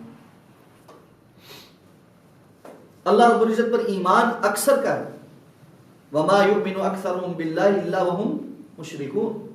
اللہ تعالیٰ فرماتے ہیں اللہ پر ایمان لانے والے اکثریت ان کی ایسی ہے کہ وہ شرک کرنے والے. اور یہ شرک کیا ہے کہ اللہ رب العزت تو رب العالمین، مالک یوم الدین، عرش پر مستوی، وہ تو شہنشاہ ہے، عام بندے کی اس تک رسائی کیسے ہو سکتی ہے؟ جس طرح دنیا کے اندر بادشاہ ہوتے ہیں، ان کے آگے وزیر ہوتے ہیں، اور وزیروں کے آگے پیادے ہوتے ہیں، اور بہت سارا کچھ ہوتا ہے، تو اس چینل کو استعمال کرنا پڑتا ہے۔ اسی طرح اللہ تعالیٰ تک پہنچنے کے لیے بھی پہلے کچھ سیڑھیاں چاہیے، تو ہماری ان تک اور ان کی اللہ تک۔ تو اللہ تعالیٰ نے یہاں پر سکھلا دیا ہے کہ جو اللہ کی خالص عبادت کرتا ہے اس کو کسی اور سیڑھی کی ضرورت نہیں۔ اور قرآن مجید میں اللہ تعالیٰ نے آگے مزید صراحت کر دی، وَإِذَا سَأَلَكَ عِبَادِي عَنِّي فَإِنِّي قَرِيبٌ۔ صحابہ کرام نے اللہ کے رسول صلی اللہ علیہ وسلم سے پوچھا تھا، اللہ کے رسول یہ بتلائیے، قریب ربنا فنناجیہ ام بعید فننادیہ، ہمارا رب قریب ہے تو ہم اس سے سرگوشیاں کریں، اگر وہ دور ہے تو ہم اسے اونچا اونچا پکاریں۔ تو یہ آیت مبارکہ نازل ہوئی، جب میرے بندے آپ سے میرے متعلق سوال کریں تو ان کو بتائیے کہ میں قریب ہوں۔ دوسری جگہ اس کی بھی بات مزید وضاحت کر دی، نحن اقرب الیہ من حبل الورید، ہم انسان سے اس کی شاہ رگ سے بھی زیادہ قریب، جو 70 ماؤں سے زیادہ محبت کرنے والا، مالک یوم الدین ہے، رحمان الرحیم ہے، رب العالمین ہے، اور شاہ رگ سے زیادہ قریب ہے، وہ انسان کی سنتا ہے۔ اس نے سکھلایا ہے کہ میری عبادت کرو اور صرف میری کرو، اور اس معاملے میں مجھ سے مدد طلب کرو۔ بندہ ساری دنیا سے مدد طلب کرتا رہے اور اللہ سے نہ کرے، تو اس پہ شکوہ کیا ہے اللہ تعالیٰ نے، الیس اللہ بکاف عبدا، کیا اللہ اپنے بندے کے لیے کافی نہیں؟ تم نے اللہ کو سمجھا کیا کہ اللہ رب العزت کافی نہیں تھا کہ تمہاری اس مسئلے کو حل کر سکتا؟ امن یجیب المضطر اذا دعاہ ویکشف السوء االہ مع اللہ، اللہ کے ساتھ کوئی اور معبود نہیں جو کسی پریشان حال کی، جب وہ اللہ کو پریشانی میں پکارتا ہے اس کی دعا کو سنتا بھی ہے، اور اس کی اس درد اور تکلیف اور اس پریشانی کو دور بھی کرتا، صرف اور صرف اللہ کی ذات کی۔ اس لیے ایاک نعبد و ایاک نستعین، ہم صرف اور صرف آپ کی عبادت کرتے ہیں اور صرف آپ سے ہی استعانت طلب کرتے ہیں۔ اچھا، شیخ محمد بن عبد السلام نے ایک نقطہ یہاں پر اور بھی بیان کیا ہے، کہتے ہیں جی کہ عبادت اور استعانت کی بہترین جو صورت ہے نا وہ اجتماعی عبادت ہے، اس لیے یہاں پر صیغہ بھی اجتماعی کا استعمال ہے، ایاک نعبد و ایاک نستعین۔ اس لیے انہوں نے کہا کہ جی اللہ تعالیٰ نے نماز پڑھنے کا حکم دیا تو جماعت کے ساتھ پڑھنے کا حکم دیا، حج بھی ایک اجتماع ہے، نماز استسقاء بھی اس کی ایک مثال ہے، تو یہ ساری کی ساری اجتماعی کیفیات میں ہوتی۔ تو دعا بھی جب بہت سارے لوگ مل کر مانگتے ہیں تو اس کی قبولیت کے ابھی امکانات بڑھ جاتے ہیں۔ اب یہاں پر ایک بہت بڑا مسئلہ ہمارے ہاں اجتماعی دعا کا کہ ہونے یا نہ ہونے کا،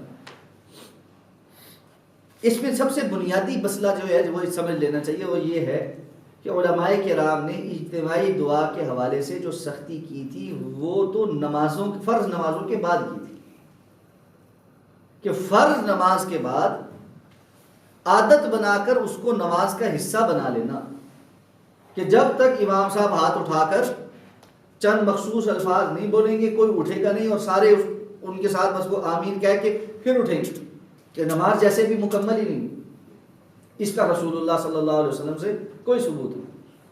لیکن اس سے ہٹ کر اجتماعیت کی علیحدہ برکت ہے، اس وجہ سے کہیں اگر کچھ لوگ اکٹھے ہیں اور وہ اللہ رب العزت کی جو ہے دین سیکھ رہے ہیں، تعلیم و تعلم میں ہیں، یا اللہ کی کتاب پڑھ رہے ہیں، اس کے بعد وہ اللہ تعالیٰ سے کچھ مانگیں، تو یہ مجلس بہرحال اس کی اجتماعیت کی ایک علیحدہ برکت ہے، اور یہ رسول اللہ صلی اللہ علیہ وسلم کی حدیث سے ثابت ہے۔ اللہ کے رسول صلی اللہ علیہ وسلم کی حدیث مبارکہ اس میں آپ نے فرمایا ان للہ ملائکۃ سیارۃ فضلاء، اللہ رب العزت کے بعض فرشتے ایسے ہیں جو سیارۃ، موبائل فرشتے ہیں، تو گھومنے پھرنے والے فرشتے ہیں، فضلاء بڑے فضیلت والے فرشتے ہیں، اور وہ تلاش کرتے ہیں ایسی مجلسیں جہاں پر اللہ رب العزت کے بندے بیٹھ کر اللہ کا ذکر کر رہے ہیں یا اللہ کی کتاب کو پڑھ رہے ہیں، پڑھا رہے ہیں۔ جب ان کو ایسی مجلس مل جاتی ہے تو وہ آ کر اس مجلس کو گھیرے میں لیتے ہیں اور وہاں بیٹھتے ہیں۔ اس مجلس کے برخاست ہونے کے بعد یہ جا کر اللہ رب العزت کو رپورٹ دیتے ہیں جبکہ اللہ کے رسول نے فرمایا ان کا رب ان سے بہتر جانتا ہے، لیکن اس کے باوجود اللہ تعالیٰ ان سے سوال کرتے ہیں میرے بندوں کو کس حال میں پایا؟ وہ بتاتے ہیں اللہ وہ آپ کے بندے اس طرح آپ کا ذکر کر رہے تھے۔ اللہ کے رسول صلی اللہ علیہ وسلم نے فرمایا پھر سوال ہوتا ہے جب کہ اللہ تعالیٰ ان سے بہتر جانتے ہیں کہ میرے بندے کچھ مانگ بھی رہے تھے، اب یہ مانگ رہے تھے کیا ہے؟ دعا ہے نا، تو لوگ بتاتے ہیں اللہ وہ آپ سے آپ کی جنت کا سوال کر رہے تھے۔ سوال ہوتا ہے کیا انہوں نے میری جنت دیکھی ہے؟ نہیں دیکھی، اگر دیکھ لے تو یا اللہ اس سے زیادہ بڑھ کر شوق سے آپ سے اس کو طلب کر، کسی چیز سے پناہ بھی طلب کر رہے تھے، یا اللہ آپ کی جہنم سے پناہ طلب کر رہے تھے۔ کیا انہوں نے جہنم دیکھی ہے؟ نہیں، جہنم دیکھی تو نہیں، اگر دیکھ لیں تو یہ سارے سوال اللہ تعالیٰ فرماتے کر رہے ہوتے ہیں، جبکہ اللہ کے رسول نے فرمایا اللہ تعالیٰ ان سے بہت زیادہ بہتر جانتے ہیں۔ اللہ کے رسول نے فرمایا فرشتے جواب دیتے ہیں یا اللہ اگر وہ جہنم دیکھ لیں تو اس سے بڑھ کر وہ آپ سے اس سے پناہ طلب کریں جتنی وہ پناہ طلب کر رہے تھے۔ اللہ تعالیٰ فرماتے ہیں جاؤ گواہ رہو کہ میں نے ان سب کی مغفرت فرما دی۔ اب ایک فرشتہ کہتا ہے یا اللہ وہاں پر آنے والا ایک بندہ اس مقصد سے نہیں آیا تھا کہ وہ اس پہ پروگرام میں یا درس میں یا حلقے میں باقاعدہ شریک ہو، وہ ایسی آواز سن کے آیا تھا، کسی اور کام سے آیا تھا، یعنی اس کی نیت یہ نہیں تھی۔ اللہ تعالیٰ فرماتے ہیں ہم القوم لا یشقی جلیسہم، یہ گروہ ایسا ہے کہ ان کے ساتھ ویسے ہی آ کر بیٹھنے والا بھی محروم نہیں رہ سکتا۔ اب یہ کس چیز کی برکت ہے؟ یہ اجتماعیت کی برکت ہے۔ اس لیے اجتماعیت میں جو کام کیے جاتے ہیں وہ خیر اور برکت والے ہوتے ہیں۔ اس لیے کہیں پر اگر اجتماعی دعا ہو رہی ہے اس میں ایسے ہاتھ رکھ کر بیٹھے رہنا، شریک ہی نہ ہونا، یہ محرومی، یہ محرومی۔ آپ کسی جگہ چلے گئے جہاں اجتماعی دعا ہو رہی ہے اس میں شریک ہو، کوئی یہ بدعت نہیں ہے، یہ جو ایک بات بنا لی گئی بدعت جو ہے وہ آپ کو سمجھا دی ہے کہ ہر نماز میں اس نماز کا حصہ سمجھ کر اس کو دعا مانگنا، اس کا کوئی بھی قائل نہیں۔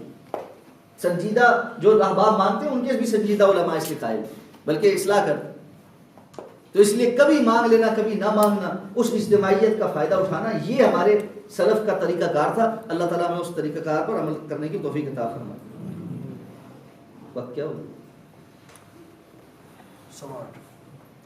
لیکن وہ جو دعا مانگ رہے ہیں ہمیں تو امام کی آواز بھی اکثر نہیں آ رہی، تو لوگ مطلب ہم تو ویسے ہی لوگ تو عموماً ایسے ہی کر رہے ہوتے ہیں کہ بس ویٹ کریں کہ اس نے بھی کیا۔ اصل میں نا یہ تو معاملہ ہی بڑا عجیب ہے نا، میں نے اس کی طرف اشارہ کر دیا کہ نہ وہ دعا ہے، نہ وہ مانگنے والے کا طریقہ کار درست ہے، اور نہ بیٹھے ہوئے ہیں، اور نہ وہ الفاظ اللہ کے رسول صلی اللہ علیہ وسلم سے ثابت ہیں، بس ہاتھ اٹھائے اور واپس رکھ دیے۔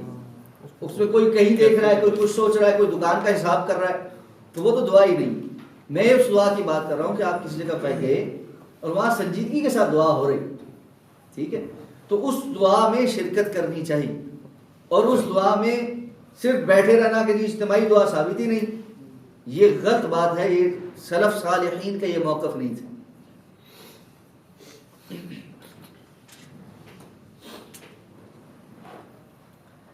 اچھا، اہدنا الصراط المستقیم۔ اب آپ آگے اس سارے عمل کے بعد اصل سوال کی جانب اللہ تعالیٰ نے اپنی کتاب کا آغاز کیا اپنی تعریف کے ساتھ، اپنی صفات بیان کر کے، اور اس بات کا احساس دلوا کر کہ اللہ کے سامنے تم نے پیش ہونا ہے۔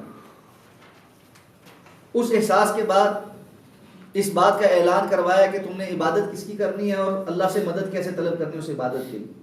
اب آ جائیں اصل بات پر، تو پھر مانگنا کیا ہے، اس سب کے لیے چاہیے کیا؟ اب یہ بات سمجھیں، اللہ کی کتاب ہے، اس کتاب کی پہلی صورت ہے جو خصوصی نور کے طور پر عطا کی گئی ہے، اور قیامت تک کے لوگوں کے لیے رہنمائی ہے، اور اس میں اللہ تعالیٰ ایک چیز عطا فرما رہے ہیں جو مانگنے کی ہے، کتنی وہ قیمتی ہو۔ تو اہدنا، تو ہدایت عطا فرما ہمیں، الصراط، ایک راستے کی، المستقیم، جو سیدھا، جس میں کوئی ٹیڑھا پن نہیں۔ تو اہدنا الصراط المستقیم، ہمیں سیدھے راستے پر چلا یا ہمیں سیدھا راستہ دکھا۔ جب ہم سیدھا راستہ مانگتے ہیں اور ہدایت مانگتے ہیں تو یہ بات سمجھ لیجئے کہ ہدایت، سیدھے راستے کی ہدایت، یہ سب سے اہم چیز ہے، سب سے بڑی نعمت ہے جو اللہ کی طرف سے انسان کو ملتی ہے۔ اس نعمت کے سوال کو اللہ رب العزت نے باقی سب سوالوں پر مقدم رکھا۔ اب اس کی گہرائی جب ہم سمجھیں گے نا تو ہمیں پتہ لگے گا کہ اس میں کیا کچھ شامل ہو گیا۔ سب سے پہلے تو آ جائیں ہدایت کے لفظ پر، اہدنا، کیونکہ ہدایت سے اسی سے ہدایت کے نا مختلف معانی قرآن مجید میں استعمال ہوئے ہیں۔ ایک معنی ہوتا ہے کہ نرمی کے ساتھ کسی کو راستہ بتانا صرف، ٹھیک ہے؟ تو قرآن مجید میں اللہ تعالیٰ فرمایا وَإِنَّكَ لَتَهْدِي إِلَىٰ صِرَاطٍ مُسْتَقِيمٍ، اللہ کے رسول صلی اللہ علیہ وسلم آپ صراط مستقیم کی طرف ہدایت دیتے ہیں۔ یہ ہدایت کون سی ہے؟ جو اچھے انداز میں کسی طرف جانب رہنمائی کر دینا، اس کو بتلا دینا۔ آپ سے میں پوچھوں کہ جی یہاں سے لاہور جانے کا راستہ کیا ہے، تو آپ مجھے بڑے اچھے انداز میں بتائیں جی اچھا بھائی ایسا کریں، یہاں سے باہر نکل کے اس روڈ کو سیدھا چلے جائیں اور وہاں سے کشمیر ہائی وے آئے گا، کشمیر ہائی وے سری نگر ہائی وے سے آپ رائٹ ہو جائیں گے اور سیدھا جاتے جائیں گے تو آگے موٹر وے چوک آئے گا، وہاں سے 2 اشارے لگے ہوں گے، ایک پشاور کو ایک لاہور کو، آپ نے لاہور کی جانب مڑ جانا۔ یہ ہے یہ والی ہدایت۔ اور دوسری ہدایت کون سی ہے؟ اللہ تعالیٰ فرماتے ہیں انک لا تہدی من احببت ولکن اللہ یہدی من یشاء، اللہ کے رسول صلی اللہ علیہ وسلم جسے آپ چاہیں ہدایت نہیں عطا فرما سکتے ہو، لیکن یہ اللہ ہی ہے جو جسے چاہتا ہے ہدایت عطا فرمانا۔ یہ ہے راستے پر چلا دینا، ایک ہے رہنمائی صرف بتانا اور ایک ہے چلا دیں، دونوں کے لیے ہدایت کا ہی لفظ آتا ہے۔ تو اہدنا الصراط المستقیم، یہاں پر ہم جو ہدایت مانگ رہے ہیں وہ چلنے والی ہدایت، کہ ہم نے پہلے مدد طلب کی ہے کہ ہم آپ سے مدد طلب کرتے ہیں، اب وہ مدد کس چیز کے لیے ہے کہ ہمیں اس راستے پر جو سیدھا راستہ ہے چلا دے، صرف ہماری رہنمائی ہو، آگے ہم نے چلنا خود ہو نہیں، یا اللہ اہدنا الصراط المستقیم، ہمیں سیدھے راستے پر چلا دے۔ تو ایاک نعبد و ایاک نستعین سے ایک سوال یہ پیدا ہوا تھا کہ جی مدد چاہیے تو چاہیے کس چیز کی؟ تو جواب یہ ہے کہ مدد چاہیے ہمیں سیدھے راستے پر چلنے کی۔ الصراط المستقیم، صراط المستقیم، راستہ جو سیدھا ہے۔ قرآن مجید میں اللہ رب العزت نے بتایا ہے کہ یہ سیدھا راستہ کون سا ہے۔ یہ سیدھا راستہ وہ ہے کہ جس کے متعلق فرمایا کہ آپ اس کی طرف بلاتے ہیں، اور دینا قیما ملت ابراہیم حنیفا، یہ صراط مستقیم کون سا ہے؟ یہ اس دین کا نام ہے جو بڑا سیدھا دین ہے، ملت ابراہیم جو ابراہیمی ملت پر ہے، حنیفہ جو یکسو تھی۔ تو یہ جو صراط مستقیم ہم نے مانگا ہے یہ کوئی نئی چیز نہیں، بلکہ اس دین کا نام ہے جو اللہ رب العزت نے ہمیشہ سے انبیاء کے ذریعے سے نازل فرمایا۔ ان الدین عند اللہ الاسلام، دین اللہ کے ہاں اسلام ہی ہے۔ ومن یبتغی غیر الاسلام دینا فلن یقبل منہ، جو کوئی بھی اللہ رب العزت سے کے پاس اس اسلام کے علاوہ کچھ اور چیز دین کے نام پر لے کر آئے گا، دستور کے نام پر لے کر آئے گا، وے آف لائف کے نام پر لے کر آئے گا، کوڈ آف لائف کے نام پر لے کر آئے گا، اللہ رب العزت کے ہاں مقابلے قبول نہیں۔ اس زندگی کو گزارنے کا جو طریقہ کار ہوگا اس کو صراط المستقیم کہیں گے، اور وہ طریقہ کار دین ہے۔ یہ طریقہ کار میری مرضی کے مطابق نہیں، یہ میرا جسم میری مرضی نہیں، یہ طریقہ کار اللہ رب العزت کی طرف عطا کردہ۔ کیوں؟ میں نے جب یہ مان لیا کہ وہ رب العالمین ہے، تو ہم دنیاوی اعتبار سے یہ بات جانتے ہیں کہ جو پروڈکٹ کسی کمپنی نے ڈیولپ کی ہوتی ہے وہی کمپنی ساتھ مینول بھی بھیجتی ہے اور بتاتی بھی ہے کہ یہ کیا کام کر سکتی ہے اور اس کا بہترین استعمال کیا ہے اور کس کس چیز سے یہ خراب ہو جائے گی۔ تو جب ہم اللہ رب العزت کی مخلوق ہیں تو مینول بھی اللہ نے ساتھ دیا ہے، دستور بھی ساتھ دیا ہے کہ کیا کرنے کے کام ہے اور کیا نہ کرنے کے کام، اور اس دنیا میں آ کر بہترین استعمال کیا ہے۔ اس سے ہٹ کر کوئی بندہ کسی اور چیز کو بہترین سمجھتا رہے۔ قل هل ننبئكم بالاخسرین اعمالا الذین ضل سعیهم فی الحیاۃ الدنیا وهم یحسبون انهم یحسنون صنعا، اللہ کے رسول ہم آپ کو بتلائیں سب سے زیادہ گھاٹے میں رہنے والے لوگوں کے متعلق جو عملوں کے اعتبار سے سب سے زیادہ گھاٹے میں ہیں، نقصان میں ہیں، خسارے میں ہیں، جنہوں نے اپنی دنیا کی زندگی کے اندر اپنی ساری محنتیں ضائع کر دی، دنیا سوار میں بڑی زبردست پروڈکٹس لانچ کیے گی، انفراسٹرکچر بڑا بنا دیا، بڑا کچھ بنا دیا، لیکن وَهُمْ يَحْسَبُونَ أَنَّهُمْ يُحْسِنُونَ صُنْعًا، ساتھ میں ان کو یہ گمان بھی ہے کہ ہم بہت شاندار کام کر رہے ہیں۔ اتنے بڑی بڑی چیزیں ایکسپلور کرنے کے باوجود اس دنیا میں آنے کا مقصد معلوم نہیں، اس کو ایکسپلور کرنے کی کبھی کوشش نہیں کی، اور یہاں سے جانے کے بعد کیا ہوگا اس کے متعلق کوئی فکر نہیں۔ اللہ نے فرمایا اولئک الذین حبطت اعمالهم فی الدنیا والآخرہ، یہ وہ لوگ ہیں جن کے سارے اعمال برباد کر دیے۔ کیوں؟ کہ یہ ہماری ملاقات کے انکاری تھے۔ تو اہدنا الصراط المستقیم، ہمیں صراط مستقیم عطا فرما۔ تو یہ صراط مستقیم طلب کرنا یہ بڑا ضروری ہے۔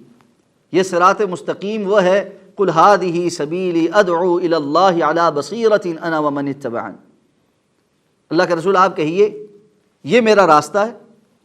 الصراط اور سبیل یہ دونوں راستوں کو کہتے ہیں، میں اس کی طرف بلاتا ہوں علی بصیرۃ، اس لیے نہیں کہ میرے بڑوں نے ایسا کہا ہے، اس لیے نہیں کہ میں نے بزرگوں سے یہ سنا ہے، علی بصیرۃ، پوری بصیرت کے ساتھ، سمجھ بوجھ دلیل کے ساتھ، صرف میں ہی نہیں، انا ومن اتبعنی، میں بھی اور جو میری اتباع کرتے ہیں وہ بھی۔ اس کا مطلب یہ ہے جب ہم اللہ کے اس دین کی طرف دعوت دیں، اس دعوت پر سب سے پہلے ہمیں پورے طریقے سے یقین ہونا چاہیے، اس کے دلائل کہ یہ منزل من اللہ بات ہے، پختہ دلائل کے ساتھ پھر اس دین کی دعوت دینی چاہیے۔ دین کی دعوت تو ہے لیکن اپنی مرضی کی ہے، دین کی دعوت تو ہے لیکن بزرگوں کے اقوال پر ہے، دین کی دعوت تو ہے لیکن کہانیوں اور قصوں پر ہے۔ کتنی دنیا ہے آج دین کی دعوت کے لیے بہت سارا وقت نکالے ہوئے، اور نکالنا چاہیے، اللہ تعالیٰ ہمیں وقت نکالنے کی توفیق عطا فرمائے۔ لیکن سوال یہ ہے کیا وہ دین کی دعوت؟ آپ پوچھیں، میں نے بہت سارے ساتھیوں سے پوچھا، میں کہا جی اتنے دن آپ دین کی دعوت کے لیے نکال کے آئے، تبلیغ کے لیے نکال کے آئے، اللہ کی کتاب میں سے کتنا حصہ پڑھا؟ نصاب میں قرآن مجید کی آیات، اس کی تفسیر، رسول اللہ صلی اللہ علیہ وسلم کی احادیث کتنی ایک شامل ہوئی، کتنا ایک یاد کیا، کیا سمجھا، کیا پڑھا؟ تو جواب کیا آتا ہے یہ آپ سب کو معلوم۔ یہ ایک محرومی ہے کہ اتنا اچھا کام جو انبیاء کا کام، اتنا بہترین کام جس کی وجہ سے انسان سب سے بہترین مقام پر پہنچ جاتا ہے، اس کام کو انسان کر تو رہا ہو لیکن اس جال میں پھنس جائے شیطان کے کہ دعوت اللہ اور اللہ کے رسول کی دعوت نہ ہو، تو دعوت ادھر ادھر کے قصے کہانیوں کی دعوت، وہ چھوٹی چھوٹی جزیات میں پھنسانے والی اور فقہی مشگافیوں کی دعوت، وہ اصل کی دعوت نہ ہو، وہ اللہ کی کتاب کے ساتھ جوڑنے والی دعوت نہ ہو، وہ اللہ کے رسول کے فرمان کے ساتھ جوڑنے والی دعوت نہ ہو۔ اس لیے یہ بڑا ضروری ہے کہ ہم اس جانب توجہ کریں کہ ہم اللہ سے جب اہدنا الصراط المستقیم مانگتے ہیں تو اللہ کے رسول نے فرمایا کہ زبان سے اللہ تعالیٰ نے یہ کہلوایا قل هذه سبیلی ادعو الی اللہ علی بصیرۃ انا ومن اتبعني۔ رسول اللہ صلی اللہ علیہ وسلم کی صحیح سند کی حدیث ہے، آپ صلی اللہ علیہ وسلم نے فرمایا یہ جو صراط مستقیم ہے نا، اس کی ایک مثال ہے، اور یہ ایک راستے کی مثال۔ آپ نے ایسے نا راستہ بتایا کہ یہ ایک راستے کی مثال، اس راستے کے شروع میں ایک پکارنے والا پکار رہا ہے، ایک پکارنے والا پکار رہا ہے کہ آؤ اس راستے پر چلو، آؤ اس راستے پر چلو۔ اس راستے کے درمیان کچھ دروازے ہیں جو کھلے ہوئے ہیں لیکن ان کے اوپر پردے پڑے ہوئے ہیں، اور اس راستے کے اوپر آخر میں ایک اور پکارنے والا ہے۔ جب کوئی بندہ اس راستے پر چلنا شروع ہوتا ہے اور ان دروازوں سے دائیں بائیں نکلنے کی کوشش کرنے لگتا ہے تو یہ اوپر والا پکار کر اس کو کہتا ہے کہ خبردار اس راستے، اس دروازوں کی طرف نہ جانا، تم اس راستے سے بھٹک جاؤ۔ اللہ کے رسول صلی اللہ علیہ وسلم نے فرمایا یہ جو راستہ ہے یہ صراط مستقیم ہے، یہ جو شروع میں پکارنے والی ہے یہ اللہ کی کتاب ہے، اور یہ جو درمیان میں دروازے جو کھلے ہوئے ہیں جن پر پردے پڑے ہوئے ہیں یہ حرام کردہ چیزیں ہیں جن کے اوپر کچھ غلاف چڑھے ہوئے ہیں، اور جو بندہ اس حرام کی طرف جانے لگتا ہے یہ اوپر جو پکارنے والا یہ ہر مسلمان کا وہ دل ہے جو اللہ نے مسلمان کے اندر رکھا ہے، جو اس کو خبردار کرتا ہے کہ خبردار ادھر نہ جانا، یہ حرام میں پڑ جاؤ۔ الاسم ما حاک فی نفسک، گناہ وہ ہے جو تمہارے دل میں کھٹکے۔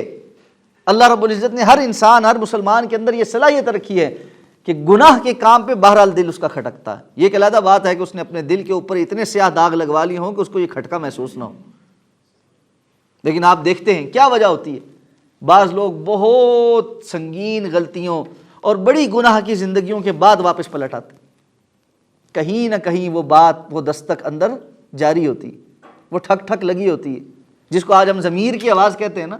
یہ اللہ کی طرف سے ایک بندوبست ہے جو اس کے اندر چل رہا ہوتا ہے۔ اللہ کے رسول نے فرمایا یہ اوپر کھڑا کہہ رہا ہوتا ہے کہ اس دروازے میں نہ جانا، یہ حرام کا دروازہ ہے، یہ تجھے اس رستے سے ہٹا دے۔ اہدنا الصراط المستقیم، یا اللہ ہمیں صراط مستقیم عطا فرما، صراط مستقیم عطا فرما۔ صراط الذین انعمت علیہم، صراط راستہ، الذین ان لوگوں کا، انعمت انعام کیا جن پر تو نے، علیہم ان پر، انعمت تو نے انعام کیا، علیہم ان پر، صراط الذین انعمت علیہم ان لوگوں کا راستہ جن پر تو نے انعام کیا۔ اب پہلے ہی ہم نے اہدنا الصراط المستقیم مانگ لیا، صراط مستقیم عطا فرما دی، لیکن اس صراط مستقیم کی مزید کچھ تفصیل اللہ تعالیٰ نے یہیں پر عطا فرما دی۔ کیا تفصیل ہے جی؟ تفصیل یہ ہے کہ یا اللہ ان لوگوں کا راستہ جن پر آپ کا انعام ہوا۔ انسان عمومی طور پر اس طبیعت اور نیچر کے ساتھ پیدا ہوا ہے کہ وہ اپنے سامنے کسی کام کو کرنے کے لیے کوئی سیمپل چاہتا ہے، کوئی نمونہ چاہتا ہے۔ ہمارے سامنے کوئی بھی کام کرنے کے لیے اگر کوئی سیمپل آ جائے نا، ہم آسانی سے وہ کر لیتے، آسانی سے کر لیتے۔ چھوٹا بچہ جب اسکول میں داخل کرتے ہیں نا تو اس کو سب سے پہلے نا وہ ٹیچر جو ہے وہ ڈاٹس لگا کے نا الفابیٹس کے، تو وہ اس کے ہاتھ میں پینسل پکڑاتی ہے کہ جی اس کے اوپر ایسے انگلی پھیرو، تو وہ سیکھ جاتا ہے کہ ایسے ایسے کرنا ہے، تھوڑے عرصے میں وہ چیزیں اس کے اندر پختہ ہو جاتی۔ اللہ تعالیٰ نے بھی ہمارے لیے آسانی پیدا کی کہ ہمیں انعمت علیہم کے تحت کچھ ایسے لوگوں کی فہرست دے دی ہے کہ جن جیسا ہم بن جائیں تو پھر صراط الذین انعمت علیہم ان جیسے ہو جائیں گے، یا ہمیں اہدنا الصراط المستقیم کا یقین ہو جائے گا کہ ہم سیدھے رستے کے اوپر۔ اب وہ کون ہیں؟ اولئک الذین انعم اللہ علیہم من النبیین والصدیقین والشہداء والصالحین، اور یہ وہ لوگ ہیں جن پر اللہ رب العزت نے انعام کیا۔ کون ہے؟ انبیاء کی جماعت، صدیقین سچوں کی جماعت، والشہداء اور شہداء کی جماعت، والصالحین اور نیکوکار لوگوں کی جماعت۔ یہ مختلف کیٹیگریز ہیں۔ انبیاء کی جماعت، ظاہر بات ہے اب ہم کوئی نبی نہیں بن سکتے، انبیاء اللہ رب العزت کی طرف سے چنے ہوئے لوگ ہیں، کوئی انسان خود سے نبی نہیں بن سکتا، کوئی انسان خود سے نبی نہیں بن سکتا۔ اور یہ سلسلہ سید الانبیاء جناب محمد الرسول اللہ صلی اللہ علیہ وسلم پر ختم ہو چکا۔ ما کان محمد ابا احد من رجالکم ولکن رسول اللہ وخاتم النبیین، اور آپ صلی اللہ علیہ وسلم نے فرما دیا کہ انا خاتم النبیین لا نبی بعدی، میرے بعد کوئی نبی نہیں۔ تو انبیاء کی جماعت سے تو نہیں ہو سکتے ہم، اب کیا ہو سکتے؟ لیکن انبیاء کی جماعت کے مطابق بننے کی کوشش کر سکتے۔ لقد کان لکم فی رسول اللہ اسوۃ حسنہ، تمہارے لیے یقیناً اللہ کے رسول صلی اللہ علیہ وسلم کی زندگی میں بہترین نمونہ، یہ سیمپل۔ اور انبیاء کی زندگی، پھر سچوں کی، صدیقین کی زندگی، والشہداء والصالحین، اور شہداء کی اور صالحین کی زندگی، یہ ہمارے لیے ایک سیمپل کے طور پر بیان کر دی گئی کہ اگر ان کے رستے پر چلو گے تو تم صراط مستقیم پر ہوگی۔ اور ان میں سے ہر ایک کی صفات پھر قرآن مجید میں اور احادیث میں تفصیل کے ساتھ بیان ہوئی ہیں۔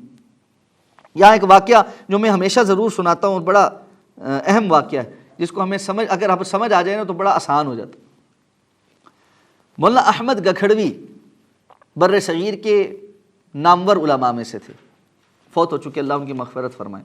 بہت بڑے مناظر بھی تھے اور بڑے یعنی رسوخ فی العلم والے علماء میں سے تھے۔ یہ بنیادی طور پر لوہار تھے، اور پاکستان بننے سے پہلے یہ لوہار کا کام کرتے تھے، عالم نہیں تھے۔ تو کہتے ہیں کہ میرے علم کی طرف آنے اور عالم بننے کی جو اسباب تھے ان میں سے ایک سبب تھا، وہ واقعہ انہوں نے نقل کیا ہے جس کو مولانا اسحاق بھٹی صاحب نے اپنی کتاب میں جو ان کے اوپر مضمون لکھا اس میں نقل کی۔ کہتے ہیں کہ جی میں لوہار تھا اور لوہے کا کام کرتا تھا، اور اسپیشلٹی جو تھی نا وہ توا بناتا تھا۔ یہ توا نہیں ہوتا اس پہ ہم روٹی پکاتے ہیں، یہ توا بناتا تھا۔ تو کہتے ہیں ایک دن ایک انگریز افسر میرے پاس آیا اور اس نے آ کر کہا کہ جی آپ کے متعلق سنا ہے کہ آپ بڑے اچھے توے بناتے ہیں، تو ہمیں توے بنوانے ہیں اپنی جو ہے نا فوج کے لیے۔ کہتے ہیں میں نے کہا ٹھیک ہے بنا دوں گا۔ اس نے ایک سیمپل مجھے دیا کہ جی اس طرح کے توے بنانے، اور 50 تووں کا مجھے آرڈر مل گیا۔ کہتے ہیں میں نے ان سے وقت اور قیمت وغیرہ طے کر لی۔ وقت مقررہ پر اس دن وہ بندہ آیا اور اس نے آ کر کہا کہ جی میرا مال تیار ہو گیا۔ میں نے کہا جی آپ کا مال تیار ہو گیا۔ اس نے کہا جی ٹھیک ہے کہاں ہے؟ انہوں نے دے دیا۔ اس نے کہا جی وہ جو میں نے سیمپل والا توا آپ کو دیا تھا میں نے وہ بھی دے دیا۔ کہتے اب اس نے کیا کرنا شروع کیا کہ ایک ایک توا اس سیمپل والے توے کے ساتھ جوڑ کر چیک کرنا شروع کیا، سائز اور وزن ٹھیک ہے، اور جو صحیح تھا وہ ساتھ رکھتا گیا 49 توے بالکل صحیح تھے، ایکوریٹ۔ ایک توا تھوڑا سا بڑا تھا، اس نے وہ ریجیکٹ کر دیا، باقی 49 قبول کر دیا، کہا یہ نہیں۔ کہتا میں نے اسے کہا بھائی چھوٹا تو نہیں بنا ہوا نا، تھوڑا سا بڑا ہی ہے۔ اس نے کہا چھوٹے بڑے کی بات نہیں ہے، بات اس سیمپل کی، ہمارے سٹینڈرڈ کی ہے، اس کے مطابق نہیں ہے۔ کہتے ہیں میرے دل میں بات آئی، یہ انگریز فوج کا افسر اپنے سٹینڈرڈ اور سیمپل کے مطابق تھوڑے سے بڑے ہوئے توے کو قبول نہیں کرتا، رب کائنات ہماری زندگی محمد الرسول اللہ صلی اللہ علیہ وسلم کے اسوہ کے بغیر کیسے قبول کر لے؟ کہتے ہیں وہ دن میں نے اپنے آپ کو دین کے لیے وقف کیا کہ اللہ کے رسول صلی اللہ علیہ وسلم کی زندگی بہترین نمونہ ہے، اللہ نے قرآن میں اعلان کر دیا ہے۔ اب جانچ اور پرکھ اس سیمپل کے اوپر ہوگی، جس کی زندگی جتنی زیادہ اللہ کے رسول صلی اللہ علیہ وسلم کی سیرت کے مطابق ہوگی، آپ کے اسوہ کے مطابق ہوگی، اتنا زیادہ وہ اللہ کے ہاں قابل قبول، اور جو اس سے جتنا دور ہے اور جس جیسوں کی سیرت اپنائے ہوئے ہے وہ انہی کے ساتھ کھڑا ہو۔ اسی لیے اللہ کے رسول نے فرمایا نا المرء مع من احب، بندہ قیامت کے دن اسی کے ساتھ ہوگا جس سے وہ محبت کرتا۔ کیوں؟ اس جیسا بننے کی تڑپ ہوتی، اس جیسا ہونے کی تڑپ ہوتی۔ اس لیے اللہ تعالیٰ نے ایک آسانی پیدا فرما دی ہمارے لیے کہ جب ہم نے صراط مستقیم مانگا ہے تو صراط مستقیم میں کو اختیار کرنے کے لیے ہم نے جو مدد بھی طلب کی ہے، ہمارے سامنے ایک سیمپل بنا دیا ہے کہ ان جیسا بن کر آؤ۔ فَإِنْ آمَنُوا بِمِثْلِ مَا آمَنْتُمْ بِهِ فَقَدْ اهْتَدَوْا۔ صحابہ کرام کے متعلق فرمایا اگر یہ ان کی طرح کا ایمان لے کر آئیں جیسے یہ صحابہ لے کر آئیں تو پھر ہدایت پر ہوں گے۔ صحابہ کرام کی زندگی، ان میں صدیقین بھی تھے، ان میں شہداء بھی تھے، ان میں صالحین بھی تھے، علماء ربانیین، تابعین، تبع تابعین۔ ہمیں اپنی زندگیوں میں ان کی زندگیاں پڑھنے کی ضرورت ہے۔ اب کیسے پتہ چلے گا؟ انبیاء کی زندگی، انبیاء جیسا بننا ہے، ساری زندگی سیرت پڑھی ہی نہیں۔ سیرت کے کوئی پہلو پتہ ہوں گے تو ہم سیرت میں اللہ کے رسول صلی اللہ علیہ وسلم کے جیسا بننے کی کوشش کریں۔ کچھ صحابہ کرام کی زندگیاں پڑھیں گے تو ان جیسی جو ہے نا جو صفات ہیں، ان خصائص ہیں، وہ اختیار کرنے کی کوشش کریں۔ کوئی آئیڈیالائز کریں گے تو بات بنے گی نا۔ ہمارے تو آئیڈیل ہی مختلف۔ ہمارا آئیڈیل کیا ہے؟ ہمارے آئیڈیل تو مسئلہ یہ بن گیا کہ ہمارے لیے کہا گیا کہ جی فلاں فلاں یہ لوگ جو ہیں یہ سٹارز ہیں، یہ سٹارز ہیں۔ اب ان کو کہا کہ جی یہ جس طرح رات کو ستارے چمکتے ہیں اور جس طرح انسان ستاروں کو دیکھ کر سمت کا تعین کرتا ہے، یہ سٹارز کا جو لفظ نہیں ویسے ہی نہیں ہے، اس کو ذرا سمجھیں۔ جس طرح انسان رات کے اندھیرے میں ستاروں کو دیکھ کر اپنے لیے راہ متعین کرتا ہے، یہ ستارے ہیں جن کو دیکھ کر آپ اپنی زندگی کی راہ متعین کر سکتے ہیں، یہ سٹارز۔ اللہ تعالیٰ نے قرآن مجید میں ارشاد فرمایا انا ارسلناک شاہدا ومبشرا ونذیرا وداعیا الی اللہ باذنہ وسراجا منیرا۔ وداعیا الی اللہ، اللہ کے رسول ہم نے آپ کو اللہ کی طرف بلانے والا داعی بنا کر بھیجا۔ کیا اور کیا بنایا؟ سراجا منیرا، چمکتا ایک سورج بنایا اللہ نے۔ سورج کی موجودگی میں ستارے نظر آتے ہیں؟ سورج کی موجودگی میں جس طرح کوئی ستارہ خواہ چاند جیسا بڑا ہی کیوں نہ نظر آنے والی چیز ہو وہ بھی چھپ جاتا ہے، 14ویں کی صبح بھی وہ چھپا وہی ہوتا ہے، وہ سورج کی موجودگی میں نظر نہیں آتا۔ محمد الرسول اللہ صلی اللہ علیہ وسلم کی زندگی اور اسوہ حسنہ کے بعد اگر کسی اور کے اندر بھی کسی کو کرزما نظر آتا ہے، آئیڈیلزم نظر آتا ہے، سٹارزم نظر آتا ہے، اس کو اس کا مطلب یہ ہے اس کا سراج منیر غروب ہو چکا، اس کی زندگی میں سراج منیر نہیں۔ سراج منیر اگر روشن ہوتا، وہ طلوع ہوا ہوتا اور اس کی طرف توجہ ہوتی، اس کو کوئی اور نظر نہ آتا. اس نے اس کو پیچھے ڈال کر غروب کر کے اپنی زندگی میں جو اندھیرا کیا ہے نا، اس کے بعد اس کو لگتا ہے یہ بھی سٹار ہے، یہ بھی سٹار ہے، یہ بھی سٹار. اس کا بھی سٹائل اپنایا جا سکتا ہے. آج کل فیشن میں یہ چل رہا ہے فلاں فٹ بالر نے ایسے کیا ہوا ہے، فلاں کے بال ایسے ہیں، فلاں کی داڑھی ایسی ہے، فلاں کا سٹائل یہ ہے. ہر چیز کاپی ہو رہی. یہ کہاں سے ہو رہی؟ صراط مستقیم کی نہ تڑپ ہے، نہ صراط مستقیم کی سمجھ ہے، نہ اس کے لیے سیمپل کو کبھی پرکھنے اور سمجھنے کی اور سراج منیر کی طرف سے روشنی حاصل کرنے کی کوشش کی. اب صرف بات یہاں نہیں ختم کی اللہ رب العزت. بات کہاں ختم کی؟ بہت سارے صراط الذین انعمت علیہم، جن پر آپ نے انعام کیا ہو. بندہ سوچتا ہے دنیا میں فلاں فلاں پہ انعام ہی ہوا، یہ انعام ہی ہے کہ جو اتنی شہرت ملی ہوئی ہے. بعض لوگوں کی دلیل کیا ہوتی ہے؟ او جی اتنا رش لگا ہوا ہے، کچھ ہے تو کچھ لوگ جا رہے ہیں. آپ انہیں کہیں نا فلاں کام جائز نہیں. ٹھیک ہے، اللہ رب العزت نے قبروں کو پختہ کرنا اور ان پر جا کے مجاور بن کے بیٹھنا، نظر نیازیں دینا اور ان کے طواف کرنا اور وہاں جا کے دعائیں مانگنا اور ان سے دعائیں مانگنا، ان سب سے منع فرمایا. جی گل تو تہاڈی ٹھیک ہوئے گی، لیکن مسئلہ یہ ہے کہ جی کچھ ہے تو رنگ اتنا رش لگیا ہے. ٹھیک ہے، وہ قرآن مجید کی آیت کبھی نہیں پڑھتا وَأَكْثَرُهُمْ لَا يَعْقِلُونَ. اکثریت عقل نہیں رکھتی. قلیل من عبادی الشکور، تھوڑے ہیں جو اللہ کے شکر گزار بندے. اور بعض سلف تو دعا بھی مانگتے تھے، اللہ مجھے اپنے تھوڑوں میں کر دے. تھوڑے میں کے مطلب کیا؟ وقلیل من عبادی الشکور، یہ تھوڑے ہیں جو اللہ کے شکر گزار بندے. تو یہ کثرت کی جو وہ ہے نا، تو یہ جو ہے نا کہ انسان یہ سوچے کہ جی یہ بھی تو نعمتیں ہی، اس لیے واضح کر دیا غیر المغضوب علیہم ولا الضالین. صرف انعمت علیہم نہیں بلکہ غیر المغضوب، نہ کہ وہ جن پر آپ کا غضب ہوا، ولا الضالین، اور نہ وہ جن پر آپ جو گمراہ ہوئے. مغضوب جس پر غضب ہوا ہو، الضال جو گمراہ ہو. اس کی تفسیر خود رسول اللہ صلی اللہ علیہ وسلم سے صحیح سند کے ساتھ ثابت ہے. آپ صلی اللہ علیہ وسلم فرمایا الیہود مغضوب علیہ، یہود جو ہے وہ مغضوب علیہ، والنصارى هم الضلال، اور یہ جو نصارہ ہیں عیسائی ہیں یہ گمراہ ہیں. اور اس حدیث کی شرح میں بعض مفسرین نے یہ بات لکھی ہے کہ یہود اور نصارہ کی جو صفات ہیں جو قرآن میں جا بجا نقل ہوئی ہیں، وہ انسان کو ان پر توجہ کرنی چاہیے کہ کن وجوہات کی بنا پر یہود گمراہ ہو گئے، یہود جو ہے وہ غضب کا شکار ہوئے، اور کن وجوہات کی بنا پر نصارہ گمراہ ہوئے. یہود کی اللہ رب العزت کے غضب کا شکار ہونے کی وجوہات میں سے کیا تھی؟